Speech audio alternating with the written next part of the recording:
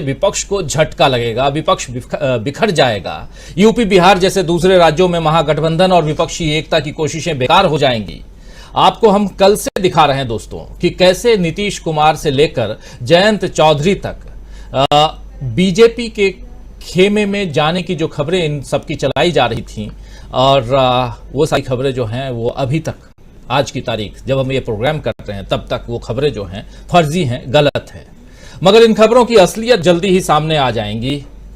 फर्जी हैं जो कह रहे हैं उसकी भी असलियत, गलत हैं उसकी असलियत भी, और अगर सही है तो उसकी असलियत भी।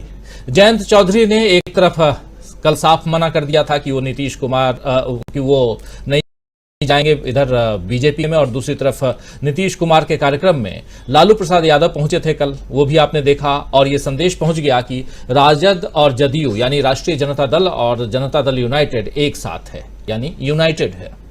और इधर सोनिया गांधी, ममता बनर्जी जैसे तमाम नेताओं ने शरद पवार से बात करके ये बता दिया कि वे उनके साथ खड़े हैं।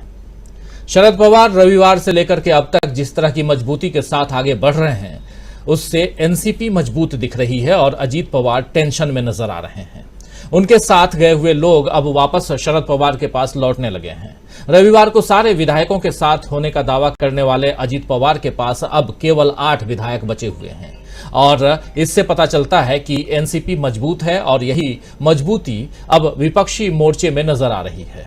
अभी समाजवादी पार्टी से राज्यसभा सांसद कपिल सिब्बल ने जो सवाल ट्वीट किया है उससे बीजेपी और घिरती हुई नजर आ रही है। सिब्बल ने पूछा है, ये ट्वीट आपके सामने है, और सिब्बल ने पूछा है कि भाजपा ने पद और कई दूसरी चीजों का लालच देकर इन निर्वाचित सरकारों को गिराया है। ये कौन सी निर्वाचित सरकारें हैं? ये लिस्ट में है। उत्तराखंड की सरकार 2016 में गिराई थी, अरुणाचल प्रदेश की सरकार भी 2016 में ही गिराई थी, कर्नाटक की सरकार 2019 में गिराई, मध्य प्रदेश की सरकार 2020 में गिराई, और महाराष्ट्र की सरकार पिछले साल 2022 में गिराई, और अभी उसमें आप देख रहे हैं कि इजाफा कर दिया है भाजपा ने। तो ये आप देख रहे हैं बीजेपी का क्या हाल है, ये साफ यहां नजर आ रहा है। और पूछ रहे हैं कपिल सिब्बल कि क्या देश का कानून निर्वाचित सरकारों को गिराने की इजाजत देता है? सुप्रीम कोर्ट, कृपया आप बताइए। तो दोस्तों, ये पहली बार नहीं है कि जब बीजेपी पर ऐसे आरोप लगे हों। राहुल गांधी ने अपनी भारत जोड़ो यात्रा के दौरान मध्य प्रदेश में बीजेपी के सरकार गिराने के खेल को विश्वासघात करार दिया था। अगर आपको याद हो तो आप जानते हैं कि 2020 में ज्योतिरादित्य सिंधिया को अपने पाले में करके बीजेपी ने मध्य प्रदेश की सरकार गिरा दी थी, और इस पर राहुल गांधी ने, जब वो मध्य प्रदेश में भारत जोड़ो यात्रा के दौरान थे, तो उन्होंने कहा था कि मध्य प्रदेश की जनता ने प्रदेश की चुनौतियों को हल करने के लिए कांग्रेस पर जो विश्वास जताया था उसके साथ विश्वासघात किया गया। संवैधानिक संस्थाओं पर बीजेपी ने कब्जा जमा लिया है। जरा सुन लेते हैं, रिकॉल करते हैं। बहुत पुरानी बात है। राहुल गांधी की दाढ़ी बढ़ी हुई है। धीरे धीरे राहुल गांधी साउथ से सेंट्रल इंडिया की तरफ आ चुके थे, यानी मध्य प्रदेश पहुंच चुके थे, और यहां पर राहुल गांधी ने जो बात कही थी, आज इसका जिक्र हम यहां क्यों कर रहे हैं, इसे क्यों दिखा रहे हैं, थोड़ी देर बाद आपको और ये बात जैसे जैसे हम आगे बढ़ेंगे समझ में आएगी। लेकिन अभी सुन लेते हैं क्या कुछ कह रहे हैं राहुल गांधी भारत जोड़ो यात्रा के। अच्छा, मध्य प्रदेश में हम चुनाव जीत गए, हमारी सरकार थी, और करोड़ों रुपए लेकर 20-25 भ्रष्ट विधायकों को खरीद लिया और सरकार बना ली।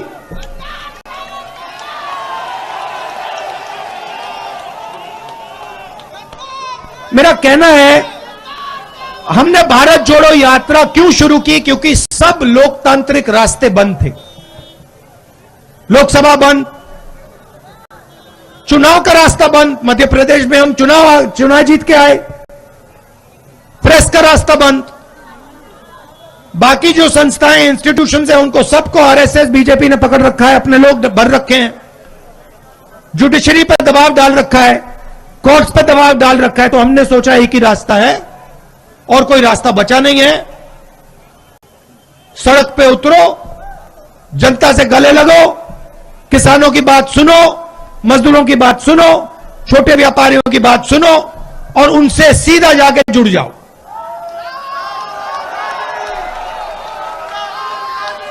हमने सोचा भी नहीं था, मैं आपको सच बता रहा हूं, हमने सोचा भी नहीं था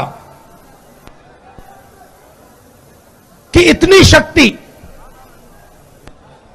इतना प्यार, इतना सपोर्ट हिंदुस्तान के लोग, मध्य प्रदेश, महाराष्ट्र, केरला, आंध्र, तेलंगाना, तमिलनाडु के लोग इस यात्रा को देंगे। तो सारी संवैधानिक संस्थाएं जो हैं उस पर भाजपा ने कब्जा कर लिया है, ये कह रहे थे राहुल गांधी। और उसके अलावा वो भारत जोड़ो यात्रा में जो उन्हें प्यार मिल रहा था उसका जिक्र कर रहे थे।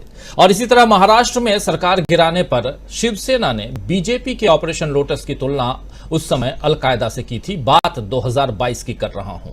अगस्त 2022 में शिवसेना के मुखपत्र सामना में लिखा गया था कि सरकारें चुनकर लाने के बजाय विरोधियों की सरकारें गिराने और पार्टी तोड़ने की घटनाएं खूब हो रही हैं। इस कारण से भगवान विष्णु का पसंदीदा फूल कमल बदनाम हो गया है।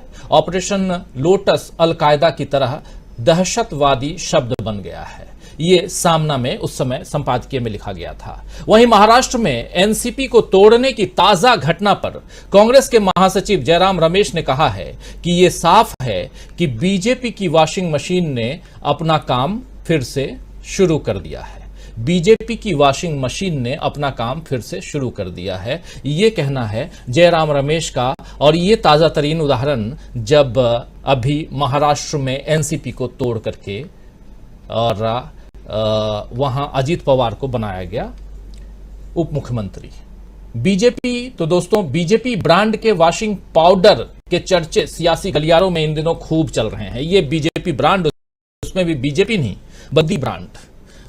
मोदी जी वॉशिंग, मोदी पाउडर, सारे दाग चुटकियों में धुले, हर घोटालेबाज को मंत्री बनाने की गारंटी।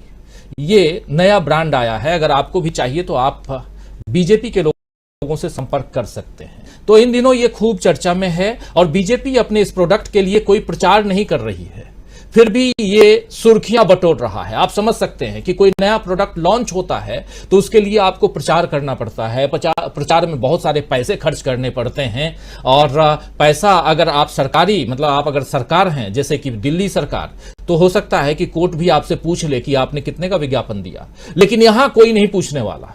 यहां है कि आपको सिर्फ और सिर्फ इनसे संपर्क करना है। और अगर इनसे आप खुद संपर्क नहीं करते हैं तो ये भेज देंगे आपके पास, किसको? ईडी को, सीबीआई को या आईटी के लोगों को, और आप इनके पाले में आ जाएंगे, ये तय मानिए।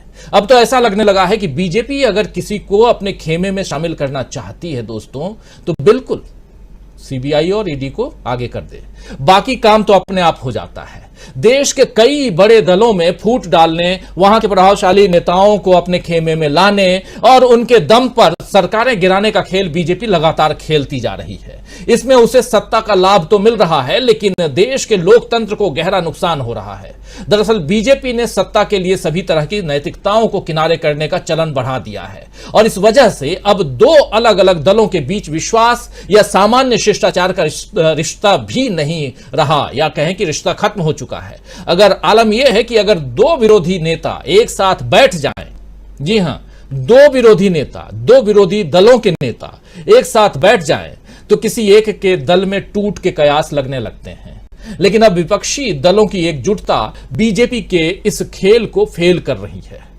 पटना के बाद अब बेंगलुरु में बैठक के लिए सभी विपक्षी दल तैयार हैं। आप सबने देखा, कल केसी वेणुगोपाल ने इसकी तारीखों का ऐलान भी कर दिया है और कांग्रेस के नेतृत्व में विपक्षी मोर्चा हकीकत बनता जा रहा है। आज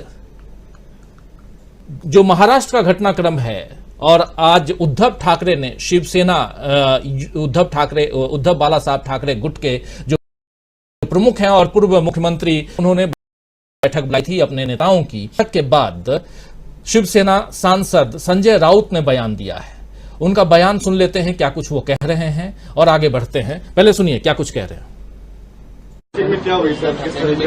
मीटिंग में क्या कुछ? देखिए, आज मीटिंग हमारी जो है उद्धव ठाकरे साहब की लीडरशिप में मीटिंग हो गई, पार्टी चीफ। इसमें हम सभी शिवसेना के नेता थे, हमारे विधायक थे, हमारे एमपीज थे, और जो महाराष्ट्र में और पूरे देश में जो उथल पुथल चल रही है, उसको तोड़ो, उसको फोड़ो, उसको खरीद लो, ये जो राजनीति बीजेपी की चल रही है उसके ऊपर चर्चा हुई। महाराष्ट्र में उसका क्या परिणाम होगा, उसका ऊपर चर्चा हुई। और इस संघर्ष से हमको कैसे आगे जाना है, इस बारे में लोकसभा चुनाव के बारे में चर्चा हुई,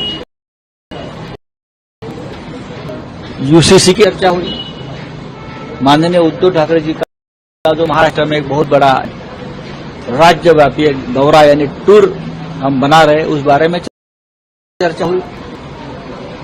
चाहे एनसीपी चाहे शिवसेना, हर संकट के घड़ी में ये तीनों पार्टी महाविकास आघाड़ी के बैनर में एक साथ है। महाविकास आघाड़ी की अगली मीटिंग कब हम लोग देख पाएंगे, क्योंकि शरद पवार अकेले पड़ गए हैं।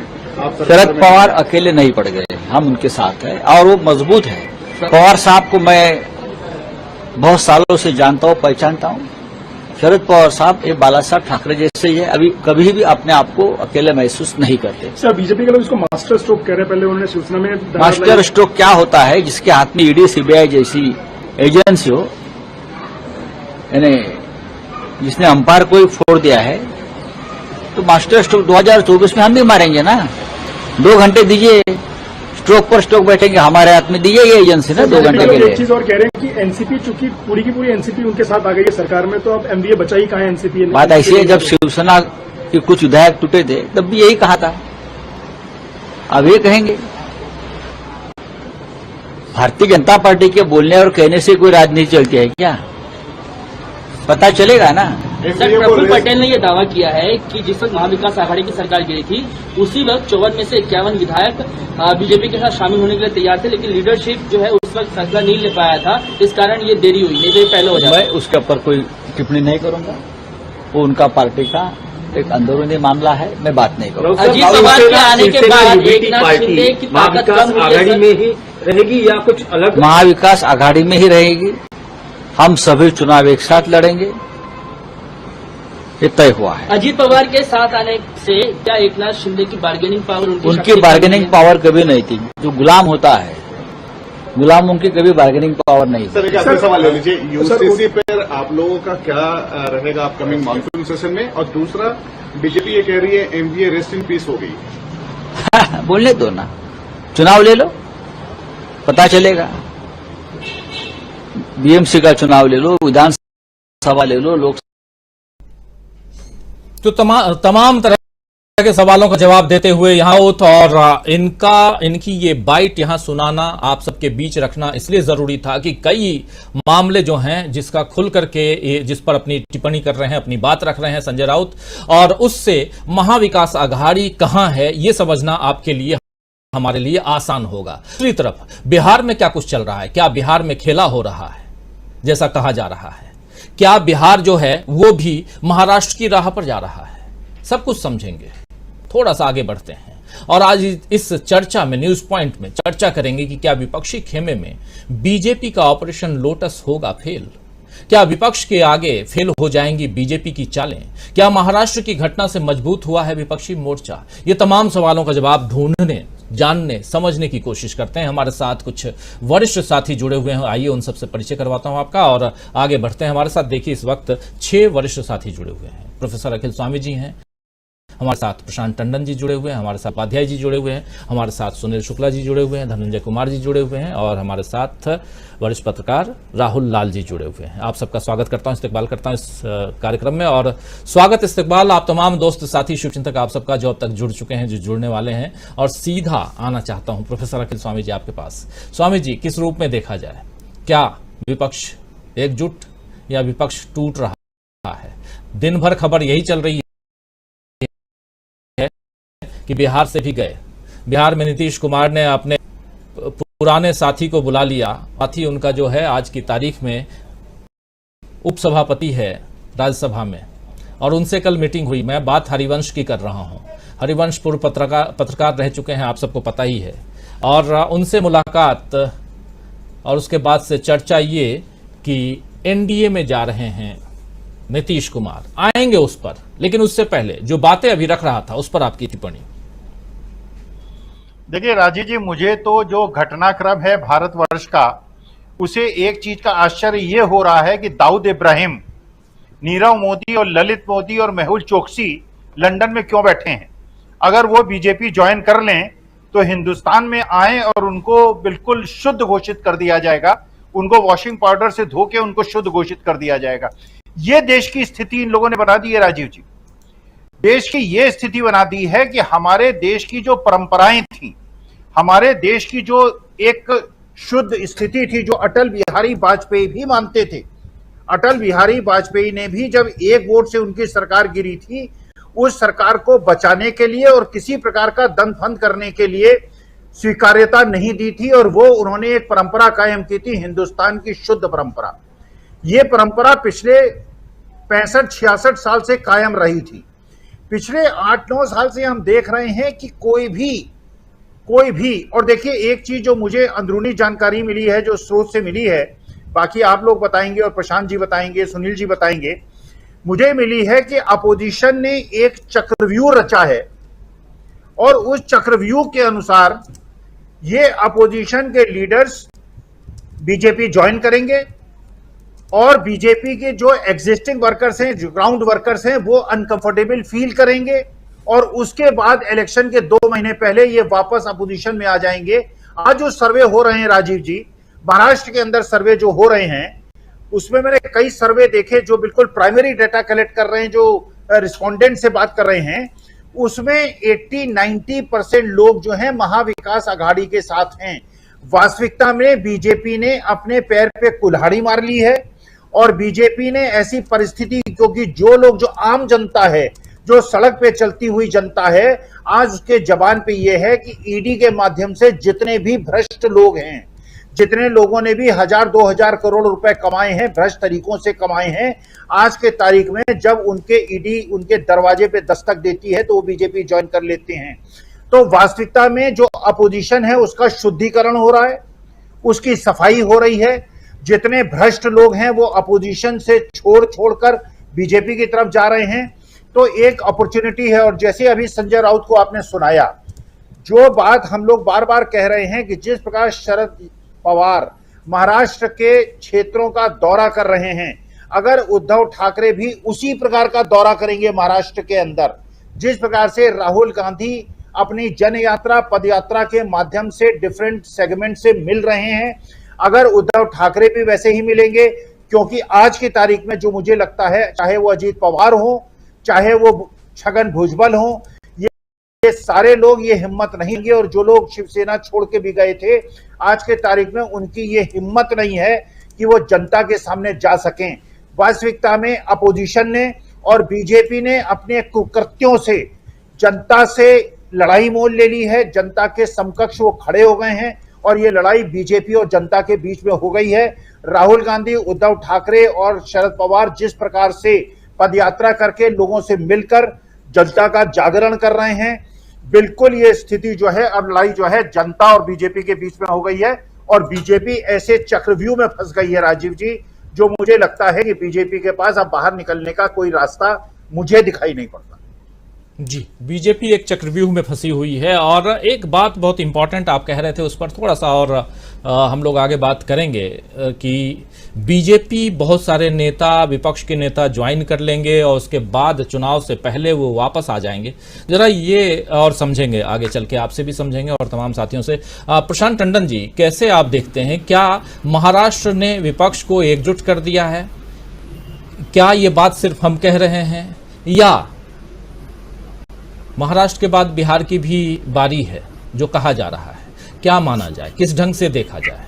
क्योंकि आज की तारीख में इस पर चर्चा लाजमी है, और इस पर आज हम चर्चा नहीं किए तो शायद हमारी पत्रकारिता जो है वो बेकार जाएगी। इसलिए कह रहा हूं क्योंकि जो कुछ हो रहा है सियासत में, देश की तस्वीर बदलने का कुछ लोग कर रहे हैं, विकास करने कर रहे हैं, लेकिन परिस्थितियां कुछ और दिशा में जा रही हैं। और जैसा राहुल गांधी आज से 6 महीना पहले जब वो मध्य प्रदेश में पहुंचे थे, तब वो कह रहे थे कि भाजपा ने संवैधानिक संस्थाओं पर कब्जा जमा लिया है। अभी आप लोगों ने सुना। प्रशांत जी, नहीं, महाराष्ट्र की देखिए राजीव जी, अभी कहानी खत्म नहीं हुई है। महाराष्ट्र में अभी बहुत कुछ होना है। अभी तो इंटरवल भी नहीं आया है, पिक्चर तो अभी काफी बाकी है। अब महाराष्ट्र की बात पहले कर लेते हैं, लेकिन उसके पहले राजीव जी देखिए, बातें होना शुरू हो गई हैं। आज अंग्रेजी के बड़े प्रमुख अखबारों ने अपने एडिटोरियल में हिंदुस्तान टाइम्स और इंडियन एक्सप्रेस, इन दो बड़े अखबारों ने अपने संपादकीय में एजेंसियों के दुरुपयोग करके पार्टियों में तोड़फोड़ की बात की है। तो बात तो होना शुरू हो गई है जो अभी तक नहीं हो रही थी। ये मीडिया दबाव में था, लग रहा है कि वो दबाव धीमे धीमे खुलता नजर आ रहा है। शिवसेना का जो मुखपत्र है सामना, वो तो बात करता ही है क्योंकि वो तो पार्टी का पत्र है, लेकिन ये जो दो अखबार हैं ये भी अखबार दबाव में लगते थे, लेकिन आज दोनों अखबारों में संपादकीय हैं। अब वो संपादकीय की के इर्द गिर्द अगर बात करें तो जिन 9 लोगों ने कल शपथ ली रविवार को, उसमें से 4 जो हैं वो कहीं ना कहीं किसी न किसी एजेंसी के दायरे में है। ईडी के दायरे में है या एंटी करप्शन ब्यूरो के दायरे में है। खुद अजीत पवार भी। उसके अलावा जिन्होंने, अजीत पवार ने जिनको वो बनाया अपना स्टेट प्रेसिडेंट, सुनील तातकोरे जो एनसीपी से गए हैं, उनकी बेटी भी उन मंत्रियों में है जिन्होंने शपथ ली है। और सुनील तातकोरे भी उसी सिंचाई घोटाले में एजेंसियों के दायरे में है, एंटी करप्शन ब्यूरो के और ईडी के, जिसकी चर्चा मोदी साहब भोपाल में कर रहे थे जब वो 17 हजार करोड़ के घोटाले की बात कर रहे थे। तो ये एजेंसियों का इस्तेमाल करके सरकारों को तोड़ने फोड़ने की बात जो कपिल सिब्बल ने की है, जो सुप्रीम कोर्ट में गए हैं, उसमें सुप्रीम कोर्ट की भी कल भी मैंने चर्चा की थी आपसे कि सुप्रीम कोर्ट की भी जो एक नीति रही कि लंबे समय तक चीजों को टालने की, खासकर महाराष्ट्र के मामले पे, उससे महाराष्ट्र में इस तरीके की कार्रवाइयों को बल मिला है। सुप्रीम कोर्ट को फैसला करना चाहिए था। अब सुप्रीम कोर्ट ने स्पीकर को कहा है कि जल्दी फैसला करें 16 विधायकों के लिए। मुझे लगता है कि 16 विधायकों का फैसला अगस्त खत्म होते होते आ जाएगा। अब ये बड़ी विचित्र स्थिति है, जितना वादा किया अजीत पवार उतने लोग ला नहीं पाए। सरकार की एक तरीके से जो डिपेंडेंस है एक नाथ शिंदे वाली शिवसेना पे वो कम हो गई है। और बीएमसी के इलेक्शन के बाद एक राउंड और होगा और उन सब के बीच में महाराष्ट्र में भी सर्वे की बात हो रही थी। कई सर्वे चल रहे हैं बड़े मजेदार। एक आध सर्वे की चर्चा हम लोग यहाँ पे कर चुके हैं। एक सर्वे, तथाकथित सर्वे बीजेपी ने भी कराया और वो बीजेपी के सर्वे कराने वाले जो उनके महासचिव विनोद तावड़े, बाद में उनको डिनाई करना पड़ा, लेकिन मीडिया में वो रिपोर्ट भरी पड़ी है कि विनोद तावड़े ने ये कहा कि एक नाथ शिंदे के साथ हाथ मिला के बीजेपी ने गलती की है, 2024 में उसके नतीजे बहुत खराब होंगे। इस तरीके की रिपोर्ट्स मीडिया में है। हालांकि तावड़े साहब ने डिनाई किया इसको, लेकिन मीडिया में और राजनीतिक हलकों में है। और जो चर्चा राजनीतिक हलकों में है वो और भी मजेदार है। देवेंद्र फडणवीस के बारे में ये कहा गया कि साहब उनको मुख्यमंत्री बनाना तो डिजास्टर्स होगा, क्योंकि कोई भी ब्राह्मण मुख्यमंत्री अगर बनेगा महाराष्ट्र में तो बीजेपी के लिए और मुश्किल पैदा होगी। तो मुझे लगता है कि कहीं जो देवेंद्र फडणवीस जो बहुत आगे बढ़ के इस तोड़फोड़ में शामिल हुए बुलडोजर लेकर, उनको भी कुछ मिलने नहीं जा रहा है। भले ही वो रिपोर्ट डिनाई हो गई, लेकिन रिपोर्ट अंदर खाने में है। और उस दबाव में क्या हुआ कि एक सर्वे तो मीडिया में आया, जिस सर्वे के आधार पर एक नाथ शिंदे जी ने फुल पेज अपना फोटो लगा के अकेले मोदी जी के साथ सबसे लोकप्रिय मुख्यमंत्री के तौर पे और सबसे लोकप्रिय के तौर पे फ्रंट पेज में अखबारों में फोटो आ गए। उस पे बवाल मचा। अगले दिन दूसरा फोटो आया, दूसरा विज्ञापन छपा जिसमें देवेंद्र फडणवीस का भी फोटो लगाया गया और लोगों का फोटो लगाया गया। बाल ठाकरे का फोटो नहीं लगा था पहले विज्ञापन में, वो बाल ठाकरे का फोटो लगाया गया। तीसरा एक और सर्वे हुआ जिसकी चर्चा कम है। देवेंद्र फडणवीस ने एक प्राइवेट एजेंसी से अपना भी एक सर्वे करवाया। हाईकमान को देने के लिए कि वो कितना लोकप्रिय हैं। तो बीजेपी के अंदर जो है वो एक सर्कस के माध्यम के मानंद काम चल रहा है कि कौन कितना लोकप्रिय है। एकनाथ शिंदे लोकप्रिय है कि देवेंद्र फडणवीस लोकप्रिय है कि अजीत पवार वहां पे कौन जो है वो अपनी उनकी तूती बोलेगी, किसकी तूती बोलेगी। लेकिन कुल मिला के क्या होगा, जो राजीव जी की जनता किसके साथ है इसका फैसला तो चुनाव में ही होगा। तो उसमें हकीकत यह है कि शिवसेना को मैं कहूंगा कि उनके दोनों हाथ में लड्डू है कि उनको इसका फायदा मिलेगा। जो अगर स्पीकर का फैसला आता है 16 विधायकों को लेकर तब भी, और अजीत पवार अभी शांत बैठे हैं लेकिन जरा वॉशिंग मशीन चलने दीजिए, उसके बाद अजीत पवार भी अपने रंग दिखाएंगे। तो शिंदे साहब के लिए ये बड़ा मतलब बहुत कोई खुशी का दौर नहीं होगा, और एक बार वो हटेंगे तो उसके बाद उनको जनता जब फेस करनी पड़ेगी, जनता का गुस्सा और जनता का मिजाज। क्योंकि शिंदे साहब की हकीकत ये है कि शिंदे साहब केवल थाने के नेता हैं। कल भी मैंने कहा था कि जब स्थापना दिवस में 19 जून को जब वो बुलाई गई रैलियां, तो शिंदे साहब नहीं इकट्ठा कर पाए लोग जी। शिंदे साहब को बड़ी मुशक्कत करनी पड़ी इकट्ठा करने की। और वो अपने आप को जो उनके मेंटर थे आनंद दिघे बड़े नेता थे, लेकिन वो भी थाने के ही नेता थे। और ये अपने आप को आनंद दिघे समझ रहे हैं। आनंद दिघे का रुतबा और था, एकनाथ शिंदे उनके शिष्य थे। खैर, महाराष्ट्र के अलावा दूसरी बात मेरा मानना ये, राजीव जी की तरीके से जो बात कपिल सिब्बल कह रहे हैं कि लोकतांत्रिक संस्थाएं काम नहीं कर रही हैं, अदालतें उस तरीके से काम नहीं कर रही हैं जिस तरह से काम करना चाहिए, कॉन्स्टिट्यूशनल जो फंक्शनरीज हैं, चाहे इलेक्शन कमीशन हो, एजेंसियां हो, वो काम नहीं कर रही हैं, मीडिया काम नहीं कर रहा है, मीडिया को जो काम करना चाहिए वो मीडिया नहीं कर रहा है। एक दबाव में है भारत का लोकतंत्र। और जब बेंगलोर में विपक्षी पार्टियां मिले तो केवल हाथ ऊंचे करके फोटो नहीं खिंचाएं, एक कोई ठोस कार्यक्रम भी लाएं जी कि वो क्या करने जा रहे हैं। और खासकर जिस चीज की वो भुक्तभोगी, केवल वो भुक्तभोगी नहीं है, इस देश का संवैधानिक लोकतंत्र भुक्तभोगी है। तो एक कोई डॉक्यूमेंट वहां से बेंगलुरु से आना चाहिए कि ये विपक्षी पार्टियां, इनकी राय क्या है संवैधानिक संस्थाओं के लिए और डेमोक्रेसी को रिस्टोर करने के लिए, रिक्लेम करने के लिए, कि कैसे पुनर्स्थापना लोकतांत्रिक संस्थाओं की जाएगी।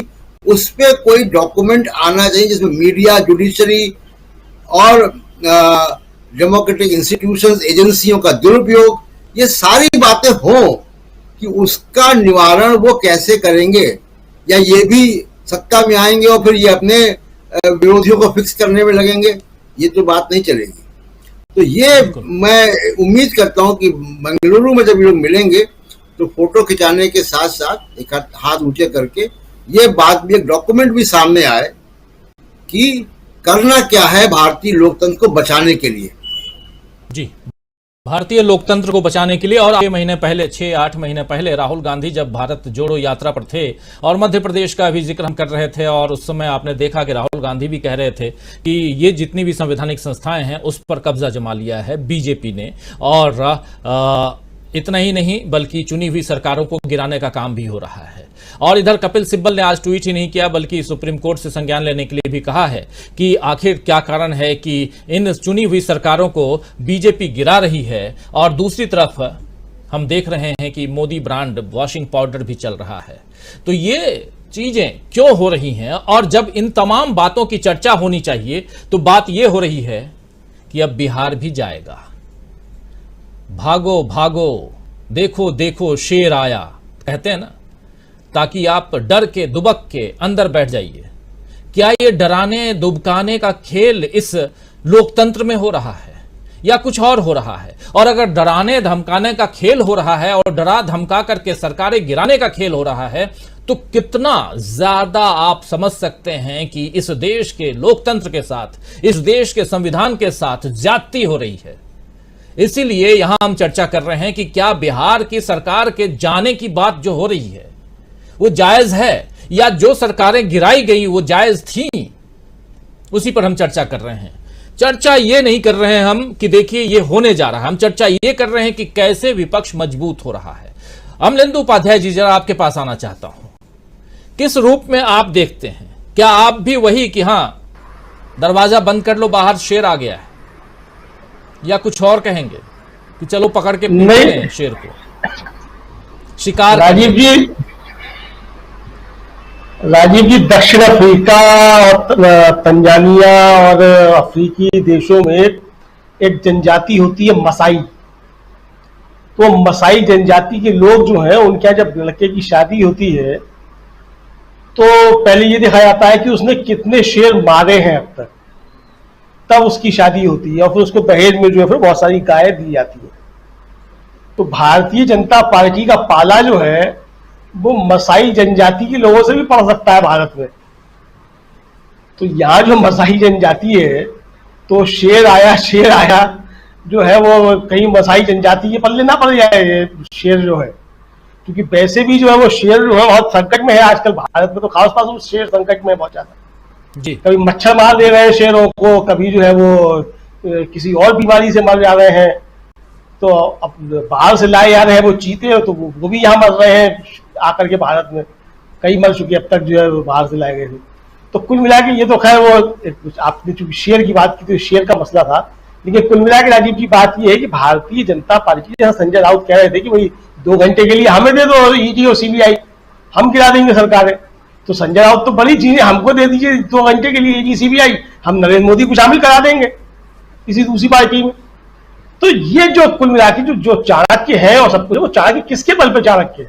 भाई आप सरकार में है, एजेंसियां आपके पास हैं, आप जिस तरीके से चाहें उसका सदुपयोग दुरुपयोग दोनों कर सकते हैं, उसके बल पे आप चाणक्य हैं। 2014 से पहले तो ये चाणक्य नहीं हुआ करते थे। 2014 से पहले चाणक्य भारतीय जनता पार्टी के क्या कर रहे थे, कहां थे ये सब चाणक्य? तो कुल मिला के जो मसला है बाकी ये है कि देखिए राजीव जी, हल्ला मचाया जाता है कि देखो शेर आया, तो इसीलिए मचाया जाता है कि लोग जो है घर में घुस जाए। तो ये तो आपके पास सही है कि हल्ला मचाया जा रहा है, शेर आया। अच्छा, होता ही है कि कोई कहीं जा भी रहा है तब भी पीछे से कह दिया कि शेर आया। तो अब ये जो है मसला है, लेकिन एक पंचतंत्र की कहानियां भी है राजीव जी बहुत सी। तो वो खाल ओढ़ने वाला भी शेर की एक कहानी है, उसमें पंचतंत्र बचपन में हमने सुनी थी कि वो खाल ओढ़ के भी कभी कभी शेर आ जाता है। तो अब ये पता नहीं शेर जो है किस तरीके का है, कैसा है, ये मैं नहीं कह सकता। तो पंचतंत्र की कहानियां हैं, और चूंकि वो पंचतंत्र की कहानियां हैं तो वो काफी ज्यादा प्रभावशाली भी हैं, और बच्चों को समझाया भी जाता है उसके तरीके के जरिए कि किस तरीके की हमारी साहित्य रहा, किस तरीके की हमारी संस्कृति रही, वो सब चीजें समझाई जाती है।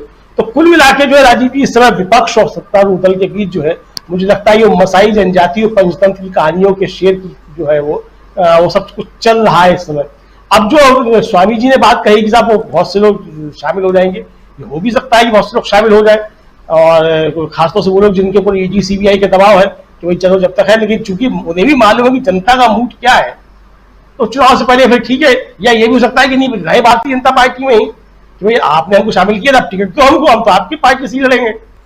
तो देखा जाएगा अभी क्या होगा। लेकिन मुझे लगता है कि अभी जो चल रहा है, भारतीय जनता पार्टी अभी खुश हो सकती है कि हमने इस तरीके के सरकारें गिरा दी, इतने लोगों को हमने भारतीय कर लिया है, इतने लोगों को हमने शामिल कर लिया।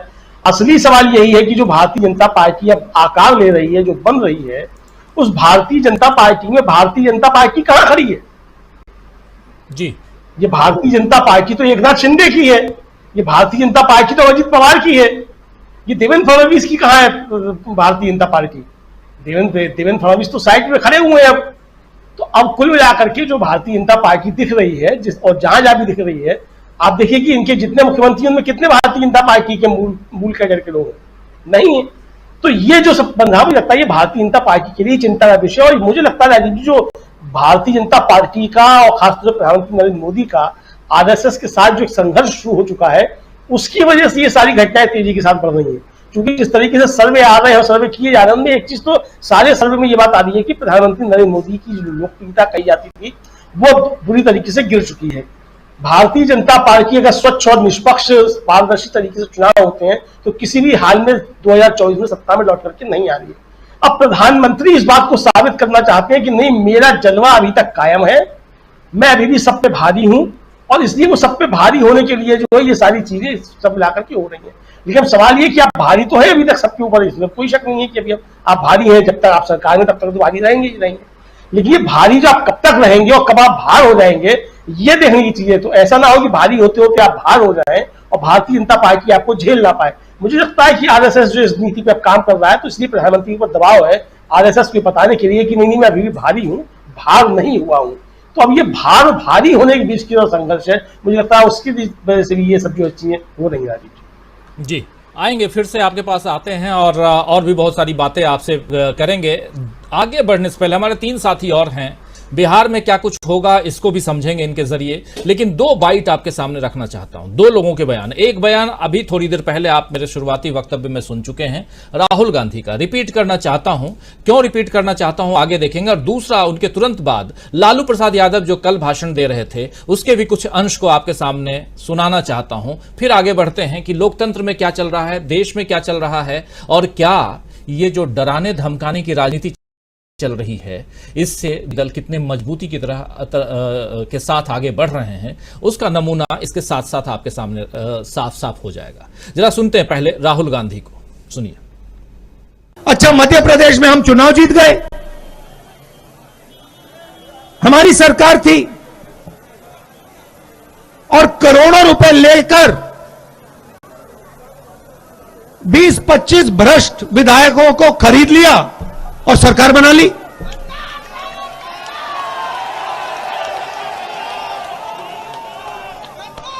मेरा कहना है, हमने भारत जोड़ो यात्रा क्यों शुरू की? क्योंकि सब लोकतांत्रिक रास्ते बंद थे।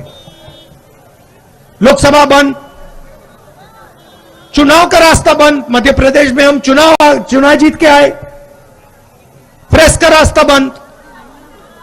बाकी जो संस्थाएं, इंस्टीट्यूशंस हैं, उनको सबको आरएसएस बीजेपी ने पकड़ रखा है, अपने लोग भर रखे हैं, जुडिशरी पर दबाव डाल रखा है, कोर्ट्स पर दबाव डाल रखा है। तो हमने सोचा एक ही रास्ता है और कोई रास्ता बचा नहीं है।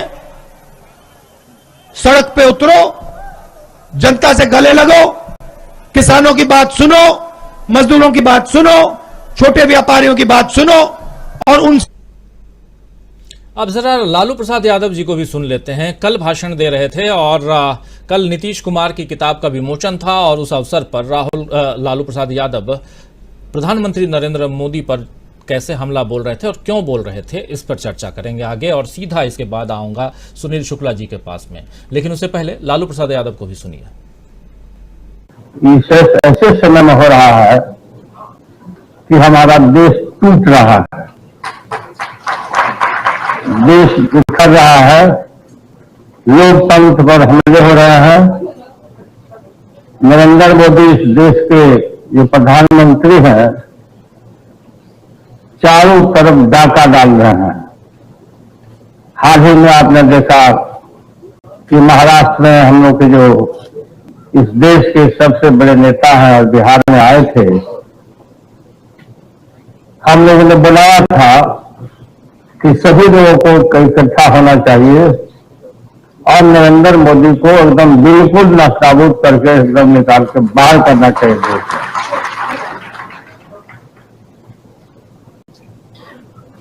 राम और रहीम के बंदों के बीच नफरत का दीवार खड़ा किया,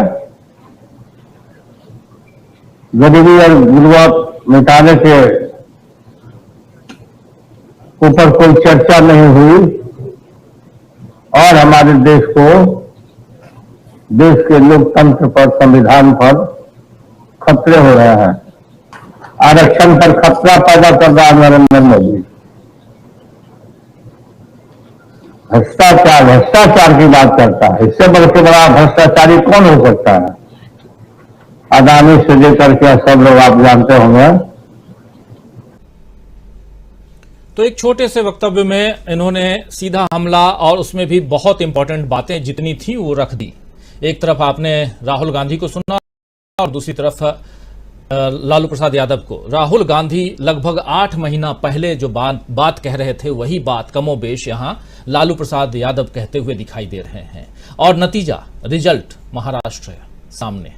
आना चाहता हूं सुनील शुक्ला जी आपके पास। सुनील जी, कैसे देखा जाए, किस रूप में देखा जाए? बातें बहुत होती हैं और वही फिर से कि अब इसकी बारी उसकी बारी, ये जाएगा ये हटेगा, ये सब बातें तो आ रही हैं, लेकिन सबसे बड़ी बात कि इस संविधान की रक्षा कौन करेगा? चुनी हुई सरकारों के ऊपर ये दायित्व जनता सौंपती है, लेकिन चुनी हुई सरकारें अगर वॉशिंग पाउडर लेकर के चलें तब तो हो गया।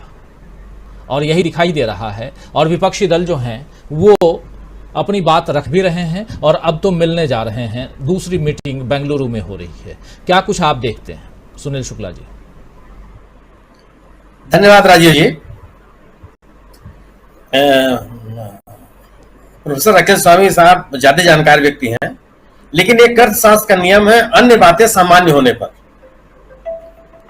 ये कहा जाता है कि जब अन्य बातें सामान्य होंगी तभी आपको वह वांछित सफलता मिल सकती है जिसकी आप अपेक्षा करते हैं। भारतीय जनता पार्टी को लग रहा होगा कि जो कुछ वह कर रही है उससे उसकी राजनीतिक ताकत बढ़ रही है। यह सत्ता में बैठे हुए लोगों का एक दृष्टिकोण होता है। यह बहुत सारे लोगों में यह पाया जाता है। बहुत कम लोग होते हैं जो सत्ता में बैठकर भी बहुत तार्किक तरीके से सोच पाते हैं।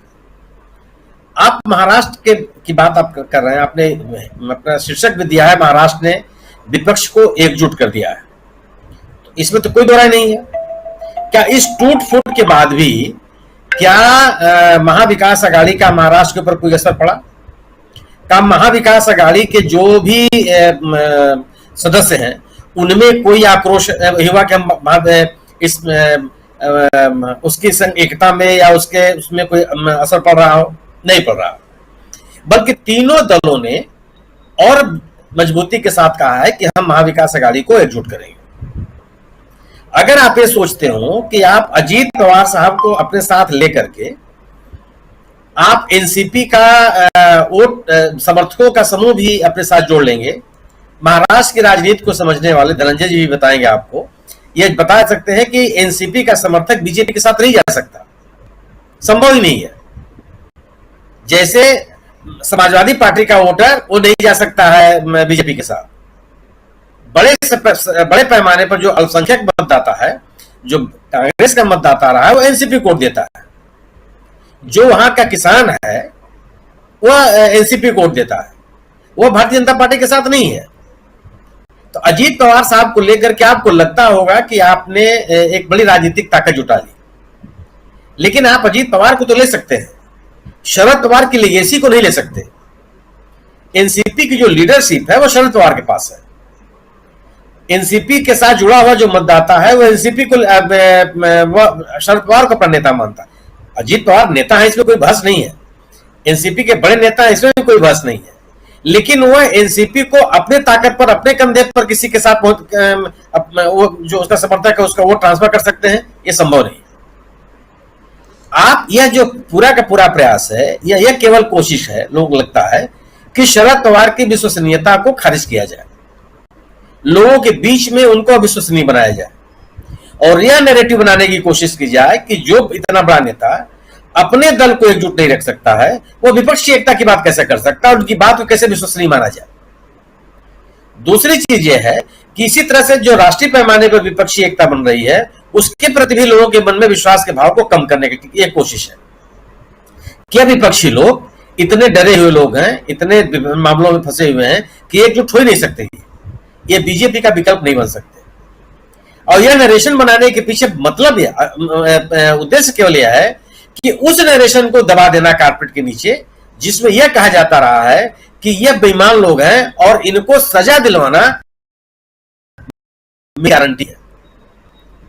इस वक्त उस नरेशन लोगों के बीच में उसकी अहमियत को कम न होने दिया जाए, इसलिए कोशिश की जा रही है कि शरद पवार को टारगेट किया जाए और यह बताया जाए कि एनसीपी के जो लोग बीजेपी में गए हैं वह उनसे पूछ के गए हैं या उनकी अनुमति लेके गए हैं। जो सवाल यह है कि मुद्दा तो यह होना चाहिए कि जिन लोगों को आप सजा दिलाने की बात कर रहे थे, जिनके ऊपर लाखों करोड़ रुपए के भ्रष्टाचार के आप आरोप लगा रहे थे, जिन लोगों को, जिन भ्रष्टाचारियों को सजा दिलाने के लिए आप लोगों को गारंटी दे रहे थे और आपने कहा था कि आप विपक्षियों की गारंटी पर विश्वास मत कीजिए, मेरी गारंटी पर विश्वास कीजिए, तो आप ही गारंटी की तो पोल खुल गई 4 दिन के भीतर। तो इस पे चर्चा न होने पावे, इस तरह के दर्शन बनाए जा रहे हैं। सवाल यह है कि ये जो महाराष्ट्र में चल रहा है, मेरा अपना मानना यह है कि शरद पवार जी इसको कई महीने भी चलाएंगे और इसकी खूब शिक्षा लेकर कराएंगे भी बीजेपी की। वहां वो इतनी जल्दी समेटने वाले नहीं है। जो उन्होंने कहा कि हम महाराष्ट्र के दौरे पर निकल पड़े हैं तो निकल पड़े हैं, वो जगह जगह मीटिंग करेंगे और यही बताएंगे कि बीजेपी कर क्या रही है। बीजेपी जो नए भारत, सुनील जी वो तो ठीक है, लेकिन ये समझना चाहता हूं कि बिहार को लेकर के जो बातें आ रही हैं, महाराष्ट्र पे तो बहुत सारी हम बातें कर रहे हैं, लेकिन बिहार को जो लेकर के जो बातें आ रही हैं, हमारे दर्शक भी जानना चाहते हैं कि क्या बिहार में फिर से नीतीश कुमार जो हैं वो एनडीए में शामिल होना चाहते हैं, या ऐसी जो बातें हो रही हैं वो उसमें कितना दम है? जरा आपसे भी, धनंजय जी भी हैं, राहुल लाल जी भी हैं, इनसे भी समझना चाहते हैं कि क्या सचमुच, और महाराष्ट्र की बहुत सारी बातें होगी, बिहार में जो कुछ आज सुबह से सुनाई दे रहा है उसमें कितना दम है? राजीव जी, बिहार में संभव नहीं है। अगर नीतीश कुमार, लालू यादव, तेजस्वी यादव, वामपंथी दल के नेता, कांग्रेस के नेता अगर बिहार के वो अगर एनडीए में नहीं जाते हैं तो एनडीए पे कोई, यूपीए पे कोई असर नहीं पड़ता, और नीतीश कुमार नहीं जाने वाले हैं। यह बात भी वही लोग हैं जो वे फैला रहे हैं कि एनसीपी के नेता शरद पवार से पूछ के गए हैं। आखिर आज के दौर में, आज की तारीख में एनडीए में शामिल होकर के नीतीश कुमार को मिलेगा क्या? आज तो अपनी जो परंपरागत गैर भाजपा मतदाता हैं, जो गैर भाजपा राजनीति करते हुए जिनकी राजनीति की शुरुआत रही है, जो उनकी पृष्ठभूमि रही है, उनके बीच उन्होंने अपनी दखल बनाई है, उनके बीच विश्वसनीयता बनाई है, और 9 दलों को मिलाकर के एक गठबंधन सफलतापूर्वक चला रहे हैं। बीजेपी में जाने से उनको क्या हासिल हो जाएगा, क्या राजनीतिक लाभ मिल जाएगा? जो पिछड़ों की राजनीति, सामाजिक न्याय की राजनीति, दलितों की राजनीति, अल्पसंख्यकों की राजनीति, ये करने के लिए जो गैर भाजपा गठबंधन है, क्या इसके बिना जिस राजनीति के लिए बीजेपी जानी जाती है उस राजनीति पर चलकर नीतीश कुमार को हासिल क्या होगा? और अगर वह जिस राजनीति के लिए जाने जाते हैं उस राजनीति को वह एनडीए तक ले नहीं जाते, यह केवल बात फैलाने वाले वही लोग हैं जो शरद पवार को खारिज करने का प्रयास कर रहे हैं। ये संभव है नहीं। दूसरी चीज कि उत्तर प्रदेश भी निशाने पर है।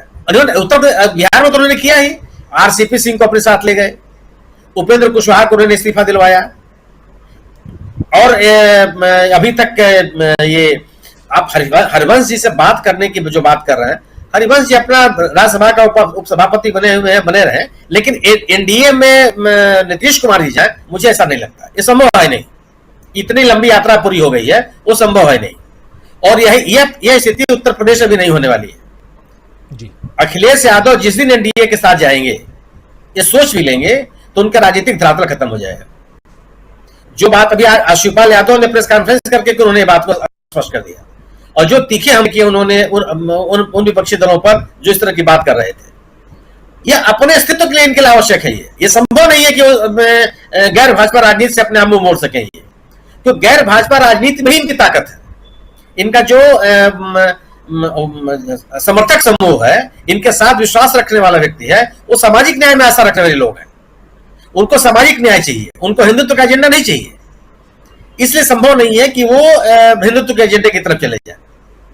यह केवल और केवल इस तरह की बात फैलाने का पीछे उद्देश्य यही है कि विपक्षी एकता के लिए किए जा रहे प्रयास के प्रति लोगों के मन में संदेह पैदा हो।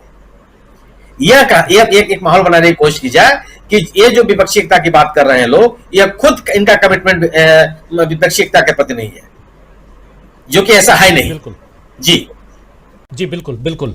धनंजय जी सीधे हमारे साथ जुड़े हुए हैं मुंबई से, बिहार की राजनीति को भी बहुत नजदीक से जानते हैं और महाराष्ट्र की राजनीति को। आपके पास थोड़ा रुक के आता हूं, पहले राहुल लाल जी से जरा बिहार की राजनीति को समझते हैं।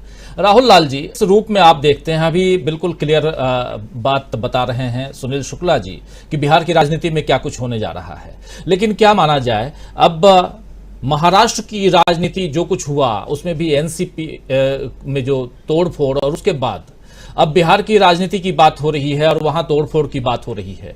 क्या यहां से तोड़फोड़ की पर फुल स्टॉप लगा रहे हैं सुनील शुक्ला जी?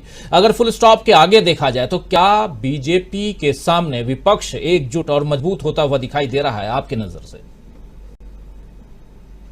बिल्कुल, देखिए महाराष्ट्र में जो घटनाक्रम घटी है उससे कहीं न कहीं देश भर में जो तमाम विपक्षी है, जो हो सकता है प्रत्यक्ष अप्रत्यक्ष तौर पर थोड़ा कुछ दाएं बाएं हो भी रहे हैं, उनके सामने में अब सिवाय एकजुटता के कोई विकल्प नहीं है। अगर आप देखें कि जब महाराष्ट्र की घटनाक्रम सामने में घट रही थी, सबसे पहला जो कि बड़े नेता के रूप में प्रतिक्रिया हम लोगों को अखिलेश यादव की प्रतिक्रिया हम लोगों को सुनाई दी कि उन्होंने कहा कि देखिए प्रयोगशाला बना के रख दी है। तो वो जबकि इस विपक्षी एकजुटता में शुरुआत में इतनी ज्यादा जो है कि वो उनकी तीव्रता नजर नहीं आती थी, लेकिन आप देखिए कि कितनी तीव्रता के साथ उन्होंने प्रतिक्रिया दी महाराष्ट्र के मामले पे। तो अब विपक्षियों को यह पता है कि या तो फिर करो या मरो, ये ऐसी स्थिति है इस समय। अगर वो देखिए जो सवाल बार बार आप पूछ रहे हैं कि बिहार में क्या स्थिति होगी, बिहार में अगर मान लीजिए कि नीतीश कुमार चले जाते हैं या नीतीश कुमार सत्तारूढ़ पार्टी की राजनीति करते हैं, आज के समय में नीतीश कुमार की एक बड़ी व्यापक छवि बनी है विपक्षी गठबंधन को एकजुट करने के लिए। लेकिन भारतीय जनता पार्टी में क्या स्थितियां रही, किस तरह से उनके आसपास पूरा कैसा माहौल बनाया गया, तो वो पूरा का पूरा अतीत और इतिहास हम लोगों के समक्ष मौजूद है। वहां पे नीतीश कुमार के जाने के लिए कोई गुंजाइश नहीं है कि वो नीतीश कुमार फिर से पलटा मारते हुए बीजेपी में चले जाए। अगर वो बीजेपी के खेमे से किसी को राजनीति करनी होगी तो इस देश में बहुजन समाज पार्टी का उदाहरण, ज्वलंत उदाहरण है। हम लोगों ने देखा है कि बहन मायावती जी ने एक तरह से बीजेपी के दबाव में अपनी राजनीतिक सक्रियता ही घटा दी। अब तो उनके टिकटों का वितरण भी तमाम हम लोग जो राजनीतिक विश्लेषण करते हैं तो उसमें दिखता है कि वो टिकटों का वितरण भी बीजेपी के लाभ हानि की दृष्टि से होता है। शायद उनके टिकटों का वितरण भी बीजेपी के हेड ऑफिस में होता होगा। तो इसलिए ऐसे स्थिति में जो एक सांप्रदायिक राजनीति स्थिति से राजनीति को नकारने वाले लोग और धर्मनिरपेक्ष राजनीति को प्रोत्साहन देने वाले लोग अगर हैं कहीं तो उनके पास कोई विकल्प नहीं। इसलिए बिहार बिल्कुल सुरक्षित है। ये भारतीय जनता पार्टी के तमाम लोग हल्ला मचा के कह रहे हैं कि वो बिहार में टूट फूट होने वाली है, तो वैसी स्थितियां नजर नहीं है। तो एक चीज मैं जरूर कहूंगा कि कभी कभी कॉन्फिडेंस में बहुत बड़ी गलतियां हो जाती हैं, और जो कहावत है हमारे धर्म ग्रंथों में, भारतीय जनता पार्टी हिंदुत्व को लेकर राजनीति तो करती है, लेकिन थोड़े हमारे धर्म ग्रंथों का अध्ययन करते हैं तो फिर वो विनाशकाली विपरीत बुद्धि का प्रयोग वो कभी नहीं करती। महाराष्ट्र में जो उन्होंने प्रयोग किया है, तो 27 जून को प्रधानमंत्री का बयान आता है भ्रष्टाचार के विरुद्ध लड़ने का, और 2 दिन को भ्रष्टाचारियों को पुरस्कृत कर देते हैं। तो बताइए बीजेपी तो कौन विश्वास करेगा, क्योंकि माननीय प्रधानमंत्री का जो पूरा बयान था उन्होंने बोला था कि एक एक भ्रष्टाचारी का हिसाब किया जाएगा, और वो हिसाब कैसा हुआ अभी पूरे देश के जनमानस में वो चर्चा का विषय बना हुआ है। हम लोगों ने पहले ही देखा कि 1 साल पहले अगर वहां पे देवेंद्र फडणवीस के साथ इस प्रकार का व्यवहार हुआ तो आज महाराष्ट्र में उनकी लोकप्रियता चरम के स्तर पर, और ये किसी सर्वे से नहीं दिख रहा है राजीव जी। तमाम जो विधानसभा के उपचुनाव हुए, पैक्स के चुनाव हुए, बाजार समिति के चुनाव हुए, उन तमाम चुनाव परिणामों में ये चीज दिख रहा है। तो आप अगर विपक्ष के ऊपर हमला करते हैं, जिस दल के ऊपर अब हमला होगा और अगर वो दल सामने में खड़ा रहेगा तो वैसे स्थिति में उसकी जनता के बीच में लोकप्रियता और ज्यादा होगी। उसी श्रेणी में शरद पवार की पार्टी भी शामिल हो गई है। उन्होंने बिल्कुल सही बोला कि वो अकेले चाहे जनता के बीच में जाके, क्योंकि जो हम लोगों को याद है 2019 में सतारा का वो घटनाक्रम जहां पे भारी वर्षा के बीच में शरद पवार चुनाव प्रचार करते हुए गए थे, और हम लोगों ने देखा इस बार गुरु पूर्णिमा को वही सतारा में किस तरह से जनता का जन समर्थन दोबारा उनके लिए उमड़ रहा था। तो ये राजनीतिक संदेश है महाराष्ट्र का, वो पूरे के पूरे देश के लिए वो संदेश। महाराष्ट्र की बात हम कर रहे हैं। अभी आप शुरुआत में अखिलेश यादव का नाम ले रहे थे, आपने शुरुआत वहीं से की, लेकिन कल अखिलेश यादव वहां पहुंच गए, हैदराबाद पहुंच गए, तेलंगाना के मुख्यमंत्री से उनकी मुलाकात हुई, और उसी तेलंगाना में उनसे एक दिन पहले राहुल गांधी पहुंचे हुए थे, और राहुल गांधी गरज रहे थे तेलंगाना की सरकार पे और वहां के मुख्यमंत्री के ऊपर। तो कैसे माना जाए कि राहुल और अखिलेश यादव एक साथ आ जाएंगे? एक मंच पे दिखाई तो दिए थे पटना में, लेकिन बेंगलुरु में दिखाई देंगे क्या? बड़ा गंभीर सवाल पूछा है उसके बाद फिर अलग अलग भी रहेंगे। देखिए तेलंगाना का जो सवाल है बड़ा महत्वपूर्ण सवाल है आपने पूछा है। देखिए मैंने पहले कहा कि अखिलेश यादव मीटिंग्स कब कर रहे थे, जब एक तरह से हम लोग देखे तृणमूल कांग्रेस जब वो राहुल गांधी के विरोध में बयान देते थे तो अखिलेश यादव वहां जाते हुए मिलते हुए थे। वो एक तरह से जो है कि बीआरएस के नेताओं से मिलते थे, तो इसलिए मैंने अखिलेश यादव का उदाहरण दिया। और देखिए तेलंगाना, देखिए भारतीय राजनीति में कुछ जगह के पिक्चर बिल्कुल स्पष्ट होता है राजीव जी। तेलंगाना की तस्वीर वहां की जनता ने बिल्कुल स्पष्ट लिख दी है, जैसे कि वहां पे इसमें एंटी इनकम्बेंसी फैक्टर इतना हाई है, और भारतीय जनता पार्टी जो बैठी हुई थी कि वो ऑटोमेटिक उसका लाभ मिलने जा रहा है, ऐसा कुछ भी नहीं होने जा रहा। और वहां पे देखिए तो जब चुनाव के बाद लोगों को पता चलेगा, लेकिन विश्लेषण चुनाव का करना हम लोगों का और आकलन करना हम लोगों का काम है। तेलंगाना में प्रचंड बहुमत के साथ कांग्रेस आ रही है। भारत जोड़ो यात्रा के प्रभाव वाले क्षेत्र में वहां पर 19 दिन तक तेलंगाना में भारत जोड़ो यात्रा चली थी।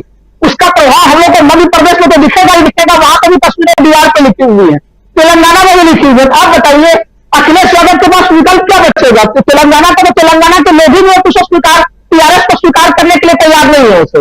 तो इसलिए अखिलेश यादव सरीखे जो नेता है, आपने जो ऊपर हेडिंग लगाया ना कि महाराष्ट्र में विपक्ष को एकजुट कर दिया, जो बीजेपी इस प्रकार की घटनाएं कर रही है, जनता जो दल बदलियों को मुंहतोड़ जवाब दे रहे हैं, भारतीय जनता पार्टी की बी टीम बन के काम करती है, उसको जो जनता जवाब दे रही है, वैसे स्थिति में अखिलेश यादव सरीखे नेताओं के पास सिवाय विपक्षी गठबंधन में शामिल होने के अलावा कोई विकल्प नहीं। बिल्कुल बिल्कुल कोई विकल्प नहीं बचा है। शायद इसलिए आ रहे हैं कि अखिलेश यादव, या कुछ और है, ये भी समझना होगा। धनंजय कुमार जी, अब आपके पास आना चाहता हूं। महाराष्ट्र में बैठे हुए हैं और बिहार पर सबकी नजरें टिकी हुई हैं। महाराष्ट्र इन दिनों चर्चा में है और बिहार को सुबह से चर्चा में लाया गया है कि बिहार भी अस्थिर होने वाला है और नीतीश कुमार जाने वाले हैं एनडीए के साथ। क्या एनडीए का कुनबा बढ़ाया जा रहा है, इसलिए यह सब हो रहा है? एनसीपी का अगर ऐसे ही चलता रहा जैसा अभी 2 दिन पहले हुआ और ऐसे ही रहा, तो इसका मतलब यह माना जाए कि एनसीपी ऑलरेडी एनडीए का पार्ट हो गया है और शिवसेना का भी शिंदे गुट जो है वो ऑलरेडी एनडीए का पार्ट हो चुका है। और अब जब मुलाकात होती है हरिवंश की नीतीश कुमार से एक लंबे अरसे के बाद, और कहा जा रहा था कि नीतीश कुमार नाराज दिख रहे हैं हरिवंश से, तो उसके बाद ये कयास लगाए जा रहे हैं कि नीतीश कुमार जो हैं वो एनडीए में आ सकते हैं। क्या कुछ चल रहा है जरा महाराष्ट्र में भी, और महाराष्ट्र पर तो बहुत, लेकिन बिहार में क्या कुछ चल रहा है, कैसे देखा जाए? और अगर इसलिए बिहार में बार बार कर रहा हूं क्योंकि विपक्षी एकता की शुरुआत यहीं से हुई थी। विपक्षी एकता की जो मुख्य जो डोर है वो नीतीश कुमार के पास है। नीतीश कुमार ही सबको लेके आए एक मंच पे, और अगर नीतीश कुमार के बारे में ऐसा कहा जा रहा है तो क्या ये सोची समझी रणनीति के तहत कहा जा रहा है, साजिशन कहा जा रहा है, या कुछ और है? जरा आपका नजरिया।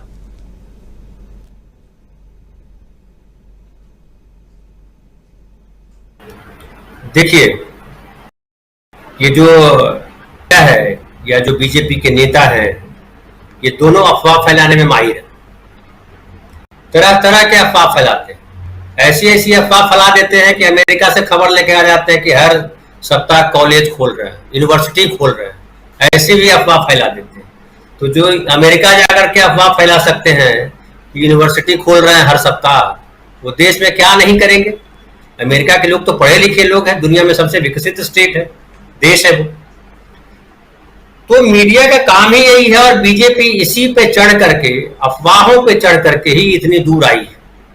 झूठ बोला जनता के साथ। 2014 में क्या बोला था याद कीजिए, 2019 में क्या बोला याद कीजिए, और अभी क्या बोल रहे हैं। अभी भोपाल में क्या बोल के आए प्रधानमंत्री जी, और क्या हुआ महाराष्ट्र में, वो सब देखा। अब फिर देखिए बिहार की जब आप बात करेंगे तो नीतीश कुमार समाजवादी व्यक्ति है, ठीक है, उनको खुद लालू प्रसाद जी ने कह दिया पलटू राम है। कई वजह होती है, राजनीति अलग अलग खेल लेती। कौन पार्टी किसके साथ नहीं गया उसकी कहानी बड़ी लंबी है, यहां हम नहीं करें वो।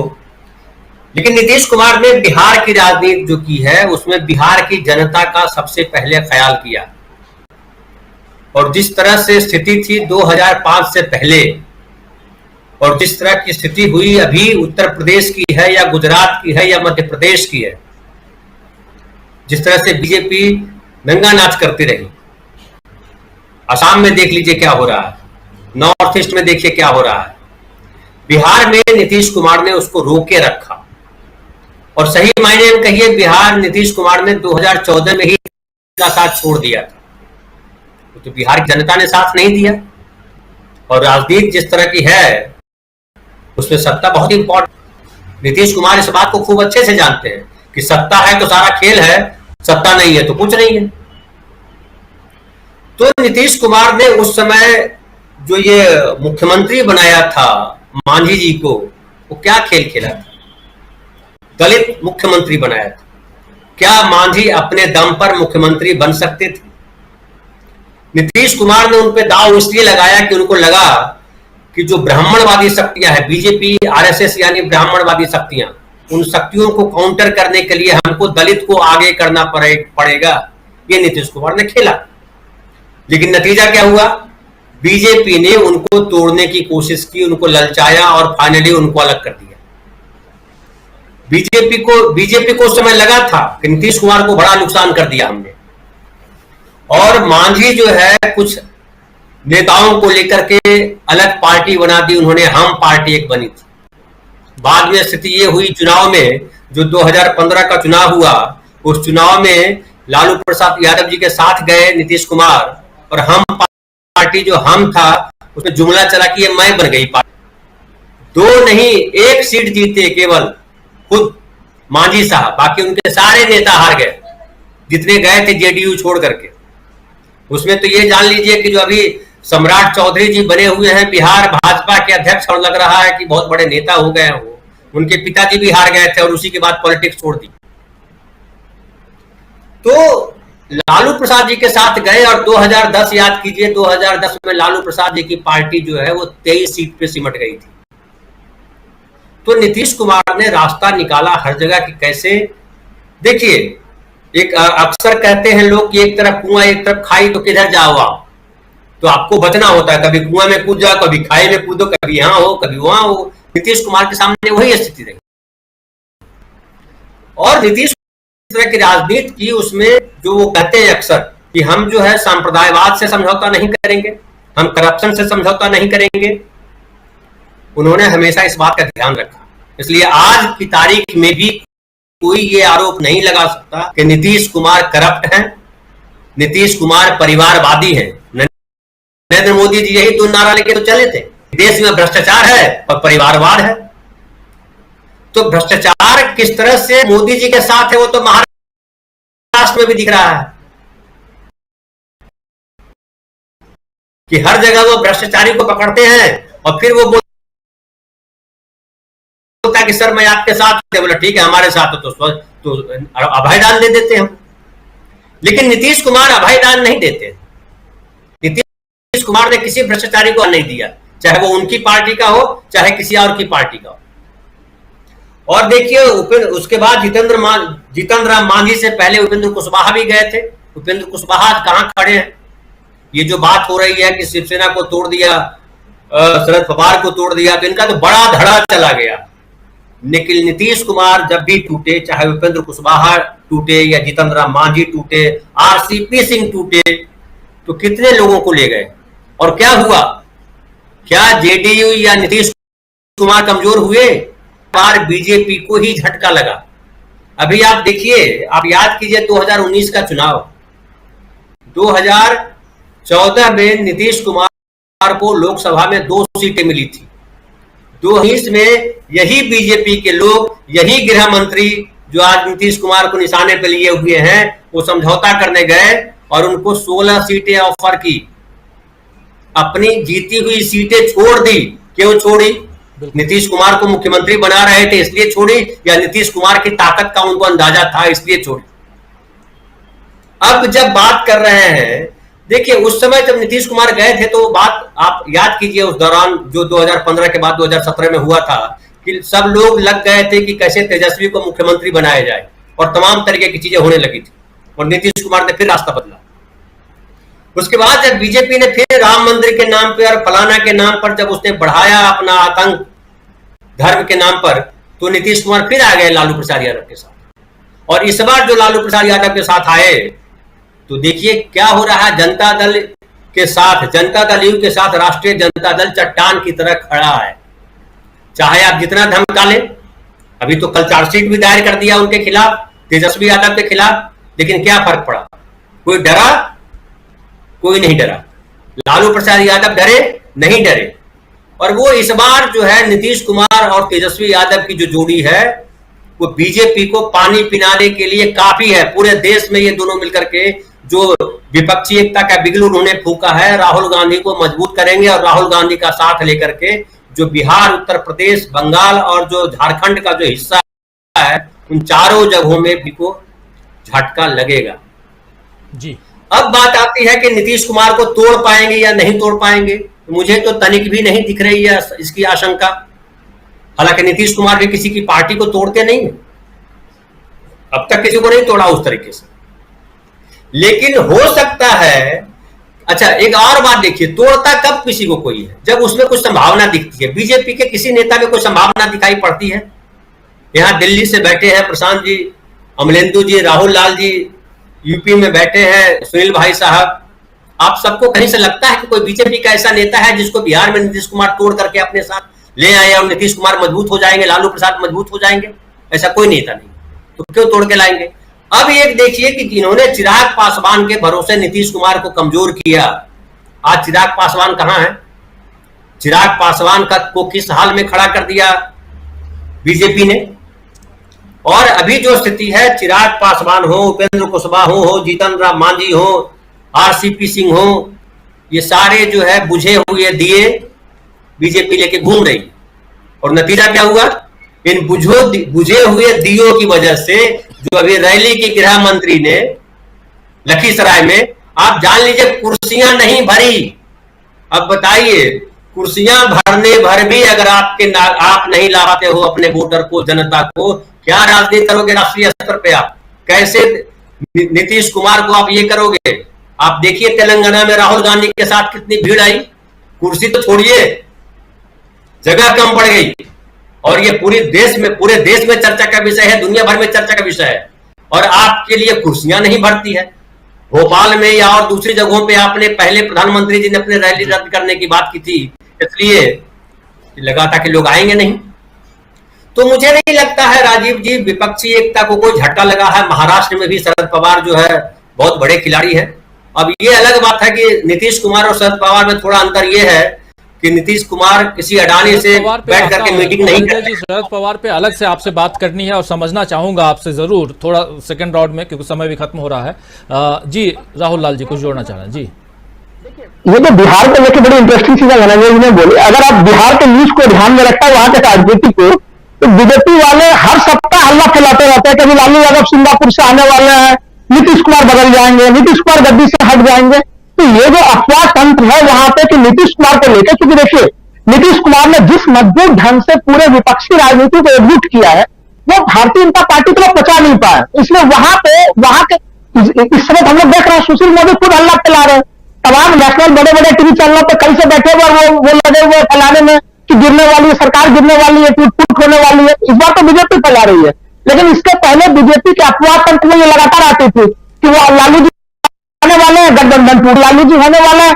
तो जबकि मैं एक चीज कह दूं, आप नीतीश कुमार के चेहरे को, जो हम लोग चूंकि राजनीतिक जब विश्लेषण करते हैं, भाव भंगिमा की बड़ी भूमिका होती है राजीव जी। जब तक वो नीतीश कुमार कहीं कहीं एनडीए में थे, उनके चेहरे को देखिए, कोई भी वीडियो निकाल के वो बिल्कुल एक तरह से अंदर से दुखी दिखते थे। जबकि तेजस्वी यादव और नीतीश कुमार, जो पूरा का पूरा बिहार में ये जोड़ी चली है, वो हम लोग जो कहते हैं कि रिश्ते का जो केमिस्ट्री है, वो पूरा केमिस्ट्री भी दिखता है। वही कारण है कि सुखद केमिस्ट्री के बाद आज विपक्षी एकजुटता को पटना में गए कि वो मजबूती प्राप्त हुई।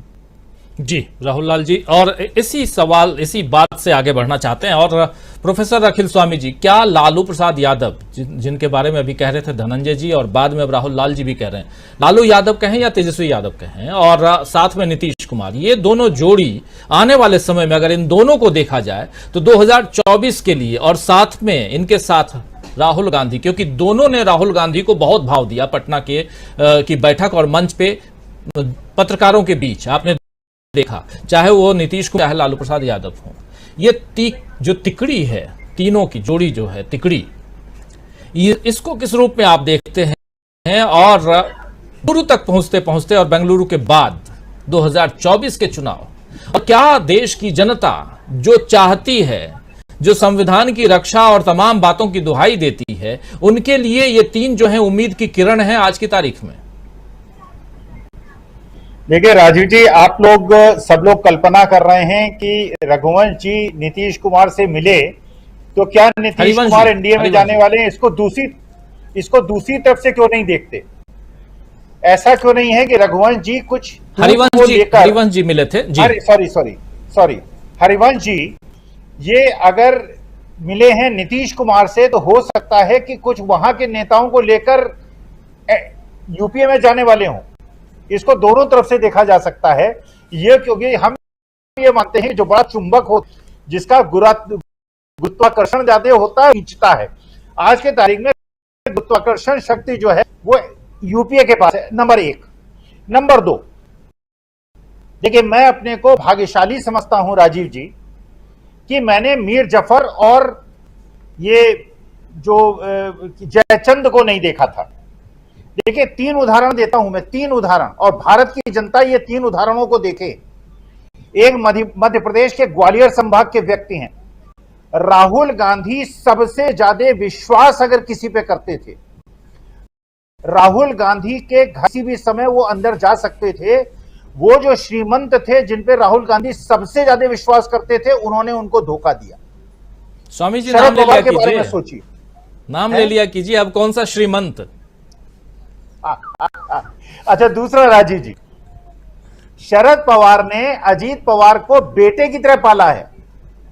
अगर उनका इतिहास देखिए, अजीत पवार के पिताजी की मृत्यु हो गई थी और शरद पवार ने अजीत पवार को शिक्षा दीक्षा दी, उन्हें राजनीति सिखाई, राजनीति में एस्टेब्लिश किया। ये क्या जयचंद होने का नजरिया नहीं है? और तीसरा उदाहरण देखिए आप, उद्धव ठाकरे ने अगर सबसे ज्यादा किसी पे विश्वास किया, राजीव जी किस पे विश्वास किया? एकनाथ शिंदे पे।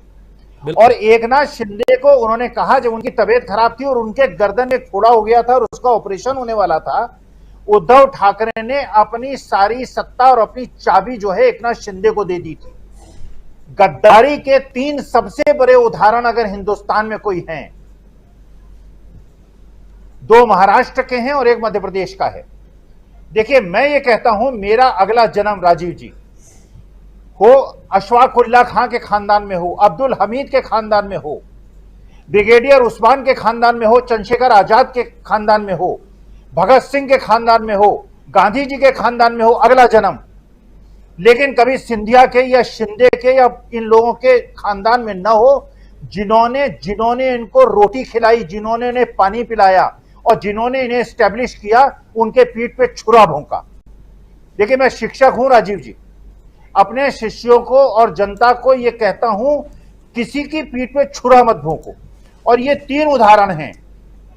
भारतीय जनता पार्टी ने केवल एक काम किया है पिछले 9 साल में, गद्दारों को पुरस्कृत किया है, लोगों को पीठ में छुरा भोंकना सिखाया है। और आज जो श्रीमंत की स्थिति है राजीव जी, नोट कर लीजिए, यही एकनाथ शिंदे की होगी और यही अजीत पवार की होगी। महाराष्ट्र में अपोजिशन पूरी तरह से जीतेगा और लालू प्रसाद यादव और नीतीश बाबू जो हैं और सीपीआई एमएल और सीपीएम स्वीप करेगा बिहार। आप देखते जाइएगा, ये इलेक्शन के 2 महीने पहले बड़े बड़े नेता बीजेपी छोड़ेंगे। गद्दारी से वो परेशान हैं, गद्दारों को बीजेपी ले रही है और जिन्होंने 50 साल दरी बिछाई है बीजेपी की, उनको तिरस्कृत कर रही है, उनको छोड़ रही है। जी, छोड़ रही है। लेकिन आप बहुत सही बात और बहुत बड़ी बात आप कह रहे हैं कि ये सब मिलके, यानी जो यूनाइट हो रहा है विपक्ष, जरा विपक्ष की यूनिटी को ही आगे बढ़ाते हैं। और प्रशांत टंडन जी, बेंगलुरु में अब बैठक है, पटना में 15 दल थे, बेंगलुरु में और पटना में 15 दलों में एक दल आम आदमी पार्टी। बेंगलुरु में ज्यादा इससे कम क्या देखते हैं आप? और फिर थोड़ा आपसे चर्चा जरूर महाराष्ट्र और बिहार की जरूर करना चाहूंगा, लेकिन सबसे पहले क्या दल बढ़ेंगे या कम होते हुए नजर आते हैं? राजीव जी, दल भले ही ना बढ़े लेकिन उनकी ताकत जरूर बढ़ेगी। ताकत इसलिए बढ़ेगी राजीव जी कि देखिए, ये जो 37% 38% बीजेपी का वोट है, इसमें पुलवामा का और बालाकोट का वोट भी है। 2014 में बीजेपी का वोट था 31%, कांग्रेस का तब भी 19.3% था और 2019 में भी कांग्रेस का 19.6% था। तो कांग्रेस का स्थिर है, बीजेपी के वोट बैंक में स्पाइक आया और वो पुलवामा और बालाकोट की वजह से आया स्पाइक। ये इसमें करेक्शन आएगा इस चुनाव में। अगर मैं ये ना भी मानूं कि बीजेपी के खिलाफ भयंकर रूप से एंटी इनकम्बेंसी है, लेकिन एक मामूली करेक्शन भी अगर आएगा तो वो ये जो बाकी 53-54% वोट है, ये वोट सेकुलर और समाजवादी वोट है, ये फेडरल वोट है, संघीय ढांचे का वोट है, और इसकी पार्टियां ही मिल रही हैं बेंगलोर में या पटना में मिली थी, एक कांग्रेस को छोड़कर जो कि राष्ट्रीय पार्टी है। बाकी सब पार्टियां इसमें क्षेत्रीय दल हैं और क्षेत्रीय दलों को अपनी आइडेंटिटी बचाने के लिए, अपनी पहचान बचाने के लिए, अपना अस्तित्व बचाने के लिए करो और मरो की बात है उनके लिए। मैं पहले भी कह चुका, कांग्रेस के पास ऑलरेडी 4-5 सरकारें हैं, अपनी 5 सरकारें हैं अपने और गठबंधन मिला के। तो कांग्रेस पार्टी के सामने बहुत बड़ा संकट अस्तित्व का नहीं है, लेकिन जिसका एक ही राज्य में पार्टी है और जो जिसकी पार्टी के कार्यकर्ताओं और नेताओं को बहुत लंबे समय तक विपक्ष में रहने का स्टैमिना नहीं है, आदत नहीं है, जन संघर्षों से दूर जा चुके हैं, वो अगर कोई ऐसा काम करेंगे जिससे विपक्षी एकता कमजोर होगी तो फिर उनका भी, देखिए शरद पवार बड़े नेता हैं, दशकों का उनका करियर है, एक जनाधार रहा है और सबसे सीनियर नेता है इस वक्त देश के। वो तो बच जाएंगे अपनी साख की वजह से, लेकिन कोई और पार्टी में अगर इस तरह टूट गया तो वो पार्टियां नहीं बचेंगी। तो ये क्षेत्रीय दलों के सामने एक बड़ी मजबूरी है। और दूसरी एक मजबूरी ये है राजीव जी कि कांग्रेस अब 2019 से 2014 वाली कांग्रेस नहीं है। कांग्रेस के अंदर लीडरशिप का संकट था, अब कांग्रेस के पास लीडरशिप का संकट नहीं है। अब कांग्रेस के पास एक जो है खड़गे साहब के नेतृत्व में एक प्रॉपर एक सेक्रेटेरिएट है और खड़गे साहब की खुद की अपनी एक लंबी पारी है, आधी शताब्दी की पारी है, और राहुल गांधी। अब वो कांग्रेस के पास, जिसको कहते हैं ना हिंदी में, उहापोह की स्थिति नहीं है, वो स्पष्ट है। और उस स्पष्ट नेतृत्व की वजह से कांग्रेस की तरफ वो लोग लौटेंगे जो कांग्रेस के साथ कभी हुआ करते थे। भारत जोड़ो यात्रा या कर्नाटक के रिजल्ट या कल और रिजल्ट आएंगे, ये उसका बोनस है, एडिशनल है। तो जाहिर सी बात है कि कांग्रेस अपने रिवाइवल के रास्ते पर है।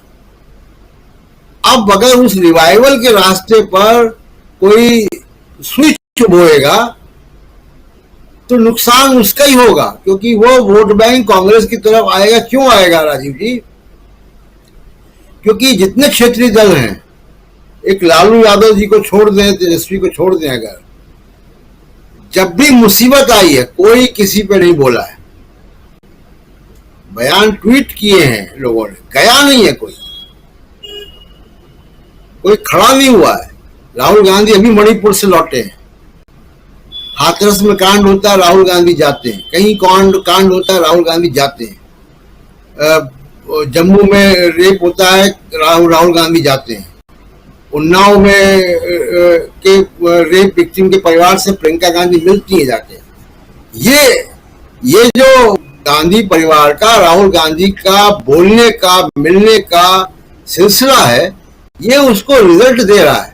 इसीलिए देखिए कि बी टीम को लोग अब पहचान रहे हैं।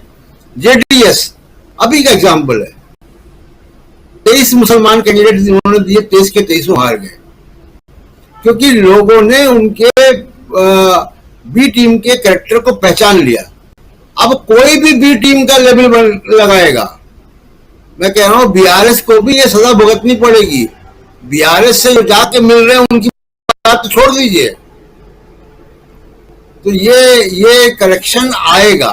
दूसरी एक आखिरी बात बिहार पे बोल दूं, देखिए बिहार में भारतीय जनता पार्टी 1980 में पैदा, और 1980 से 2023 में 43 साल हो गए।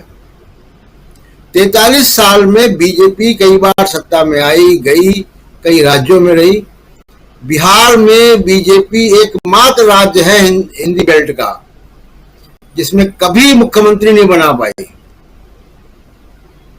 और बिहार की जो राजनीति है अगले 10-20 साल अभी भी नहीं बना पाएंगे। कितना भी कोई चाणक्य नीति कर ले और करके देख ले, तो बिहार एक अलग तरीके की पहेली है बीजेपी के लिए, क्योंकि वो जहां पे भी सोशल कॉन्शियसनेस होगी, जहां पे पॉलिटिकल जागरूकता होगी, वो बीजेपी के लिए मुश्किल बातें हैं। बस एक एग्जांपल और दे दूं कि जहां भी 20वीं शताब्दी में जहां जहां सामाजिक बड़े समाज सुधारक हुए वहां आरएसएस नहीं जा पाई। उत्तर भारत में इसलिए जा पाई क्योंकि यहां 20वीं शताब्दी में कोई बड़ा सामाजिक सुधार कार्यक्रम नहीं हुआ, कोई बड़ा नेता नहीं पैदा हुआ यहाँ पे। लेकिन बिहार बीजेपी के लिए अगले कई दशकों तक पहेली रहेगा। जी, और दक्षिण भारत तो आप सब जानते ही हैं, दक्षिण का नाम आप नहीं लिए लेकिन दक्षिण की बात आपने कह दी प्रशांत टंडन जी। तो बीजेपी के लिए दक्षिण भारत और उत्तर भारत फर्क है, इसको आप समझ सकते हैं जो प्रशांत जी अभी कह रहे थे। सुनील शुक्ला जी, क्या लगता है आपको, इधर हम बात कर रहे हैं महाराष्ट्र की, और महाराष्ट्र में शरद पवार और उससे पहले राहुल गांधी मणिपुर जाते हैं, तो जरा मणिपुर के बाद राहुल गांधी का कद कई गुना और बढ़ जाता है। मणिपुर में कई लोग, और अभी तक प्रधानमंत्री ने उस पर एक बात नहीं कही है, इसलिए भी कद बढ़ जाता है। लेकिन उसके बाद लौट कर आते हैं राहुल गांधी और उधर शरद पवार के साथ में खेला हो जाता है। दोनों का कोई मतलब नहीं है, मैं यहां को जोड़ने की बात भी नहीं कर रहा हूं, लेकिन यहां ये जरूर कहने की बात, जोड़ने की बात कर रहा हूं कि अब यहां से शरद पवार और राहुल गांधी को देखा जाए। जिस शरद पवार के बारे में कहा जा रहा था पहले कि वो राहुल गांधी के नहीं आना चाहते हैं, हालांकि ये बात भी बहुत पुरानी हो गई, 2-3 माह पुरानी बात मैं कह रहा हूं, क्योंकि अभी तो एक मंच पे आए ही थे पटना में। और अब की परिस्थितियां जो है महाराष्ट्र की, वो बिल्कुल दूसरी हैं, जहां शरद पवार को अपनी पार्टी बचानी है, बनानी है, फिर से खड़ी करनी है, जो कह चुके हैं। और राहुल गांधी एक बढ़ता हुआ कद, बढ़ता हुआ आगे बढ़ता हुआ कदम, दोनों देख लीजिए। वैसी स्थिति में कहां पाते हैं को, कहां पाते हैं एनसीपी, पाते हैं विपक्षी गठबंधन को? जो लोग यह कह रहे हैं कि शरद पवार राहुल गांधी के साथ नहीं आना चाहते थे, ये वही लोग हैं जो भारतीय जनता पार्टी की जो गैर अनैतिक राजनीति है उस पर पर्दा डालना चाहते हैं। जब राहुल गांधी की पार्टी, एनसीपी, शरद पवार की पार्टी और उद्धव ठाकरे की पार्टी सत्ता में थी, और 2-4 दिन नहीं थी, लंबे समय तक थी, उस समय एक नरेशन क्यों नहीं चलाया गया कि शरद पवार राहुल गांधी से नहीं मिलना चाहते हैं? या ये जो टूट फूट हुई है वो पटना में शरद पवार साहब राहुल गांधी के साथ बैठे हुए थे, इस लोगों के मन में नाराजगी है। जो पार्टी एक राज्य में सत्ता में शेयर कर एक लंबे समय तक बैठती रही हो, तब किसी को इतराज नहीं हुआ। एक बैठक में चले गए तो लगने लगा गया ये क्यों बैठक में चले गए। यह केवल एक तरह का एक आर्टिफिशियल एटमॉस्फेयर बनाने की कोशिश है। दूसरी चीज, राहुल गांधी ने अपनी भारत जोड़ो यात्रा के बाद से ही दिन प्रतिदिन भारतीय राजनीति में अपनी विश्वसनीयता हासिल की है। मणिपुर की उनकी यात्रा ने, जो एकदम लेटेस्ट यात्रा रही, उसने लोगों के बीच में यह धारणा बनाने में कारगर साबित हुई है कि आम आदमी की समस्याओं से, उनके संघर्षों से, उनकी विपदाओं से जुड़ने के लिए राहुल गांधी तैयार है, उनके साथ अपनी संवेदनाओं को जोड़ने के लिए तैयार है। यह कद और बढ़ा उनका, और जो इसी स्थिति होगी कर्नाटक का चुनाव और बाद की राजनीतिक गतिविधियां, इन दोनों ने, राहुल गांधी की राजनीतिक गतिविधियां, दोनों ने कांग्रेस की स्थिति को भारतीय राजनीति में बेहतर कर दिया और विश्वसनीय बनाया उसको, और भारतीय जनता पार्टी के खिलाफ विपक्ष का एक प्रमुख चेहरा बनाया। आप बात कर रहे थे कि बेंगलोर में जो विपक्षी एकता वाली बैठक में आने वाले दलों की संख्या बढ़ेगी कि नहीं बढ़ेगी? 2 तो ऐसे ही जिन्होंने घोषणा कर दिया आने की। जयंत चौधरी ने, राष्ट्रीय लोकदल ने, उन्होंने कहा कि उस बैठक में जाऊंगा, और वाईएसआर रेड्डी साहब की पुत्री ने, शर्मिला ने, वाईएसआर तेलंगाना कांग्रेस जिन्होंने बना रखा है, जिसकी मुलाकात भी हुई है राहुल गांधी से, उन्होंने भी कहा कि उस बैठक में जाएंगे।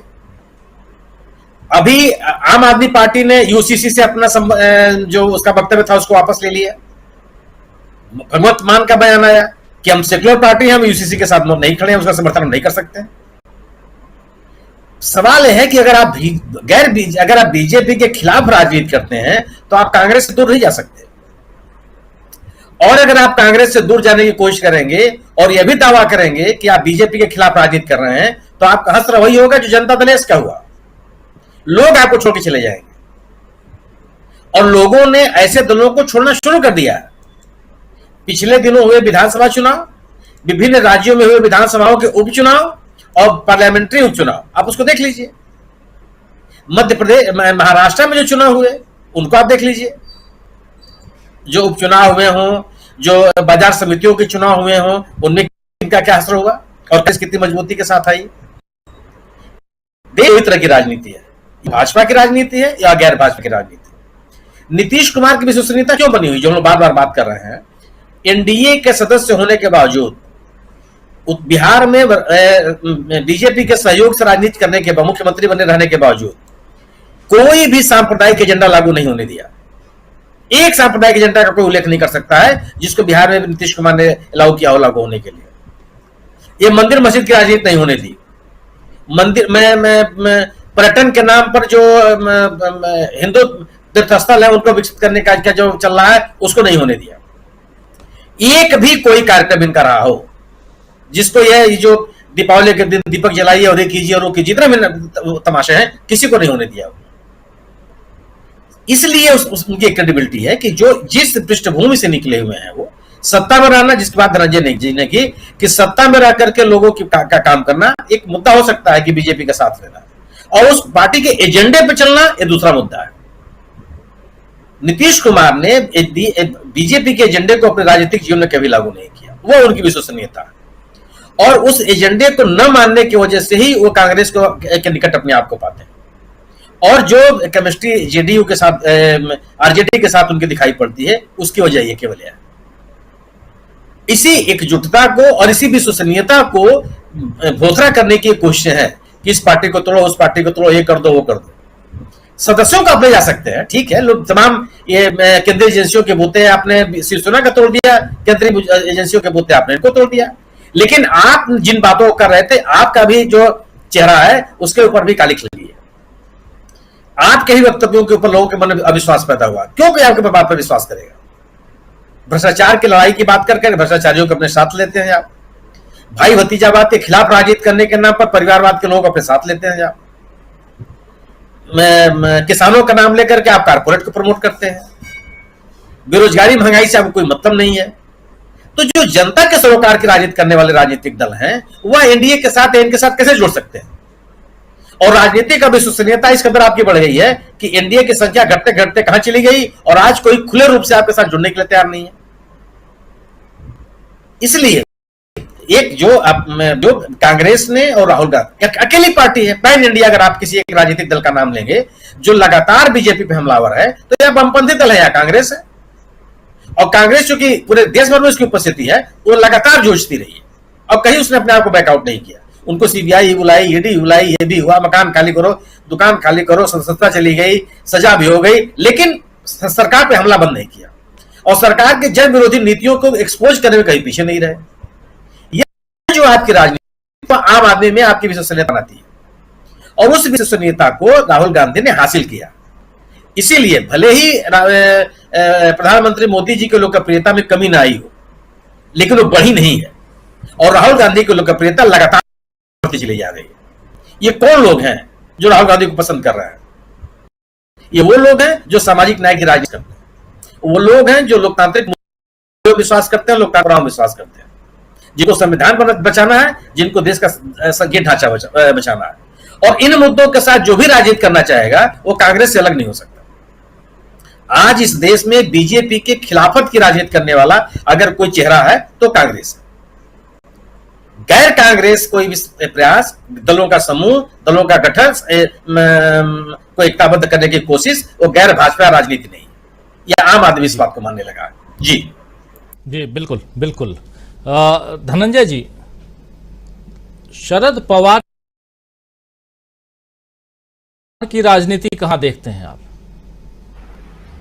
देखिए, शरद पवार जी तो उम्र के अपने उस पड़ाव पे हैं जहां वानप्रस्थ आश्रम कहा जाता है।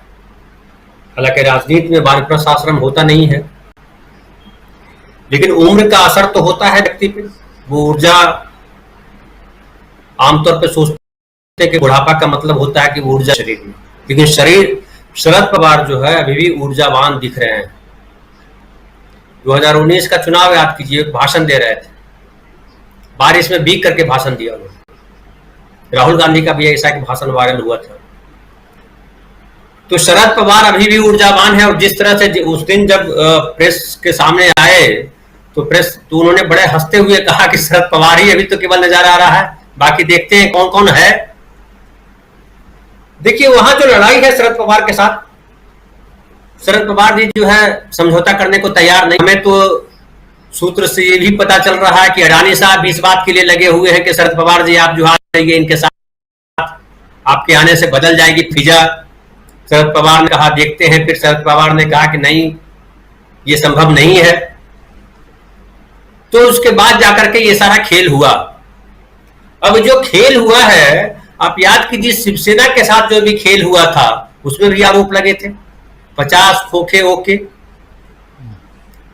अब देखिए शरद पवार जी ने इनको बनाया था, प्रफुल्ल पटेल जी को एग्जीक्यूटिव प्रेसिडेंट, सुप्रिया सुले और इनको। दूसरे दिन चले गए ये भी। क्यों चले गए? प्रशांत भाई अच्छी तरह जानते होंगे कि इनके पीछे भी जो है इनकी प्रॉपर्टी को सील किया हुआ है, ईडी वगैरह वगैरह पीछे लगे हुए हैं लोग। तो शरद पवार ने बहुत उतार चढ़ाव देखा है, बहुत छोटी उम्र में आए थे, किसी ने उनको खड़ा नहीं किया इस तरह से जिस तरह से अजित पवार जी को उंगली पकड़ करके बड़ा किया शरद पवार जी ने, जैसा प्रोफेसर अखिल स्वामी जी बोल रहे थे। लेकिन क्या होता है प्रोफेसर साहब कि जब वक्त बदलता है तो चीजें बदल जाती है और आदमी का अपना अपना बदल जाता है। इस मामले में मैं राज ठाकरे को बड़ा बेहतर मानता हूं। राज ठाकरे ने शिवसेना को तोड़ने का काम नहीं किया, अलग अपनी पार्टी बनाई, अपना कद खड़ा हुआ नहीं हुआ अलग इशू है। लेकिन अजित पवार ने जो किया है उससे एक झटका तो है। हालांकि अफवाह फैला रहे हैं लोग कि शरद पवार की ही चाल है। और बीजेपी ने, अभी ये बात चल रही है, हालांकि बीजेपी के किसी नेता ने, बड़े नेता ने, दिल्ली के नेता ने कोई बधाई नहीं दी है। और यहां चर्चा है कि जो है अजित पवार जी को दिया जाएगा वही सब मंत्रालय दिया जाएगा जो उनके पास है, देवेंद्र फडणवीस जी के पास है। तो बहुत गड़बड़ राजनीति है। मुझे लग रहा है कि जिस तरह से शिवसेना कमजोर नहीं धरातल पर, वैसे ही एनसीपी कमजोर नहीं होने वाली है धरातल पर। और शरद पवार जी ने एक बयान दिया है, आपने अगर देखा होगा गुरु पूर्णिमा के दिन, तो उन्होंने कहा कि मैं 3 महीने में महाराष्ट्र की तस्वीर बदल दूंगा। और उन्होंने कहा है कि हम प्रदेश में दौरा करेंगे। और शरद पवार जी के दौरा करने का मतलब होता है कि लोग जो है, क्योंकि वो शरद पवार जड़ के नेता है, जड़ से उठ करके आए हैं और उनका किया धरा है, बहुत लोगों के लिए उन्हें बहुत कुछ किया है। फिर जिस तरह का हमारा समाज है वो संवेदना वाला समाज है। भले हमारी सरकार में संवेदना नहीं है जो मौजूदा सरकार है। अभी देखिए मैं वीडियो देख रहा था कि दिल्ली में किस तरह से नेताओं को पुलिस वाले ने उठा करके फेंका। एक मर्द पुलिस वाला है, वो जो है बदमाशी कर रहा है। एक घटना वायरल हो रही है सीधी मध्य प्रदेश की, जहां एक आदमी जो है एक युवक पे, लड़के पे पेशाब कर रहा है। बताइए, इतनी संवेदनाहीन लोग हैं। और वो बीजेपी विधायक का परिचित है, रिप्रेजेंटेटिव है। इस तरह की घटनाएं कर रहे हैं तो जनता जो है अति हो जाए तो फिर तो हिसाब लगाती है। और महाराष्ट्र में वही हो रहा है। शिवसेना को तोड़ा था तो लगा था कि हम मजबूत हो जाएंगे, लेकिन फिर महाविकास अघाड़ी वापस मजबूत रही। फिर एनसीपी को तोड़ा कि मजबूत हो जाएंगे, लेकिन वापस वही हो गया, क्योंकि अब कांग्रेस मजबूत हो चुकी है। अभी जो हवा है, जो परसेप्शन है वो बदल गया है। और जिस तरह से राहुल गांधी जा रहे हैं, पद यात्रा कर रहे हैं, जिस तरह से पद यात्रा करने जा रहे हैं शरद पवार, जिस तरह से पद यात्रा करने जा रहे हैं उद्धव ठाकरे, महाराष्ट्र में बहुत मुश्किल होने वाली है। क्या इनके नेता कोई है जो पद यात्रा करने जाएंगे और पद यात्रा आएंगे मोदी जी, तो क्या महाराष्ट्र की जनता पूछेगी नहीं कि शिंदे भ्रष्टाचारी है या भ्रष्टाचारी नहीं है, अजित पवार भ्रष्टाचारी है या भ्रष्टाचारी नहीं है? क्योंकि आपने ही आरोप लगाया था। जो हसन मुशर्रफ है उनके बारे में क्या नहीं बोला। अभी जो है इनके जो बीजेपी के नेता हैं, जब वोट मांगने जाएंगे और जनता पूछेगी कि भ्रष्टाचार के साथ है या भ्रष्टाचार के खिलाफ, तो क्या जवाब देंगे बीजेपी के नेता? ये सवाल है। तो एक जार जो हमारे साथी बोल रहे थे कि लोकप्रियता जो है जनता के बीच लोकप्रियता नेता की कैसे तय होती है, वो तय होती है जब जनता के मुद्दों को नेता उठाता है। जब कुर्सी के लिए तोड़ जोड़ करता है तो जनता के बीच वो लोकप्रिय नहीं होता है, जनता के बीच अलोकप्रिय हो जाता है। और आप विधायकों को तो खरीद सकते हैं, जनता को कैसे खरीदोगे? 5 किलो अनाज पे जनता बिकती नहीं है। आपको लग रहा होगा, सर्वे करने वाले दे रहे होंगे कि 5 किलो अनाज पे जनता बिक जाती है। जनता भी सब देख रही है, जनता भी जानती है, और करना उसका जो है ट्रेलर दिखाया है। अभी इंटरवल देखिएगा होगा मध्य प्रदेश में, और प्री क्लाइमेक्स होगा, और जो राजस्थान और क्या क्या है, और क्लाइमेक्स आप देखिएगा लोकसभा चुनाव होगा, जब बिहार से लेकर के उत्तर प्रदेश, बंगाल सब खड़ा हो जाएगा उनके खिलाफ करके। लालू प्रसाद यादव ने जो मैसेज दिया राजीव जी, बड़ा मैसेज है कि लालू प्रसाद ये ने कहा कि भाई आपको जो करना है कर लो, आपको अगर बंद करना है। हालांकि एक मैं देख रहा था कल सुप्रीम कोर्ट के एक वकील बोल रहे थे कि अब तेजस्वी यादव को गिरफ्तार नहीं किया जा सकता है, क्योंकि जांच करते हुए गिरफ्तार किया जा सकता था। जब जांच कंप्लीट हो गई है, चार्जशीट आपने दायर कर दी है, तो आप गिरफ्तारी नहीं कर सकते उस व्यक्ति की जिस पे आरोप लगा हुआ है। उस पर बहस होगी, चीजें होंगी, वकील आएंगे और चीजें क्लियर होंगी, और फाइनल जजमेंट होगा तब देखा जाएगा। तो वो तलवार भी नहीं है कानून का तेजस्वी यादव पे कि तेजस्वी यादव को डरा देंगे। और तेजस्वी यादव ने बार बार कहा है कि हम डरने वाले नहीं। आप अभी फैला रहे हैं कि आएंगे तेजस्वी, उनको जेल भेजा जाएगा, फिर नीतीश कुमार क्या हो जाएंगे, फलाना हो जाएंगे। अरे नीतीश कुमार बंदर घुड़की से नहीं डरने वाले नेता है वो। मनोज कुमार झा ने भी कल उनका बयान देखा, जो आरजेडी के राज्यसभा के नेता हैं, क्या बयान दिया सुनिए। जो मैं बोल रहा हूं उससे ज्यादा हार्श उन्होंने बोला है, और ये जो हार्श बोला है वो भाषा ईमानदार लोगों की भाषा है। बेईमानों की भाषा इतनी मजबूत भाषा नहीं होती। तो आपको जो करना है कर लीजिए, वो डरने वाले नहीं हैं। और नीतीश कुमार के साथ वो बड़ी ताकत के साथ खड़े हैं। ये जो अफवाह उड़ा रहे हैं कि तेजस्वी यादव को मुख्यमंत्री बनाइए, लोग कह रहे हैं पुराने शिवानंद तिवारी और दयानंद सिंह और उनके बेटे के बयान दिखा रहे हैं लोग। बदल चुकी है दुनिया, बदल चुकी है चीजें। तो मुझे लग रहा है कि बहुत आसान नहीं है बीजेपी के लिए ये खेल। और उसकी बहुत बड़ी वजह है कि कांग्रेस पार्टी, राहुल गांधी बहुत मजबूती के साथ देश में दिखाई पड़ रहे हैं। और एक बात जान लीजिएगा, और मैं लास्ट बात बोल दूं, उत्तर प्रदेश में जो ये हिल रहे हैं अखिलेश यादव, उनकी स्थिति गड़बड़ा जाएगी अगर ये इधर उधर करते हैं तो। क्योंकि मुस्लिम वोट देश का ये तय कर चुका है कि मुझे सिर्फ और सिर्फ कांग्रेस के साथ जाना है। ये जो क्षेत्रीय दल है, बिहार हो या उत्तर प्रदेश हो या कहीं हो, उसमें मुस्लिम बड़ा इंपॉर्टेंट है, क्योंकि वो बीजेपी से वो जो है टूट के गए थे, कांग्रेस से ही टूट के गए हुए हैं वहां क्षेत्रीय दलों में। और क्षेत्रीय दल जितने भी हैं वो सारे आरएसएस से टूट के आए हुए क्षेत्रीय दल नहीं है। एक शिवसेना को अगर छोड़ दीजिए तो, कि शिवसेना का आधार जो है हिंदूवादी रहा, मान लिया हमने, बाकी सारी पार्टियां कांग्रेस से ही निकल के आई हैं और समाजवादी पार्टियां हैं।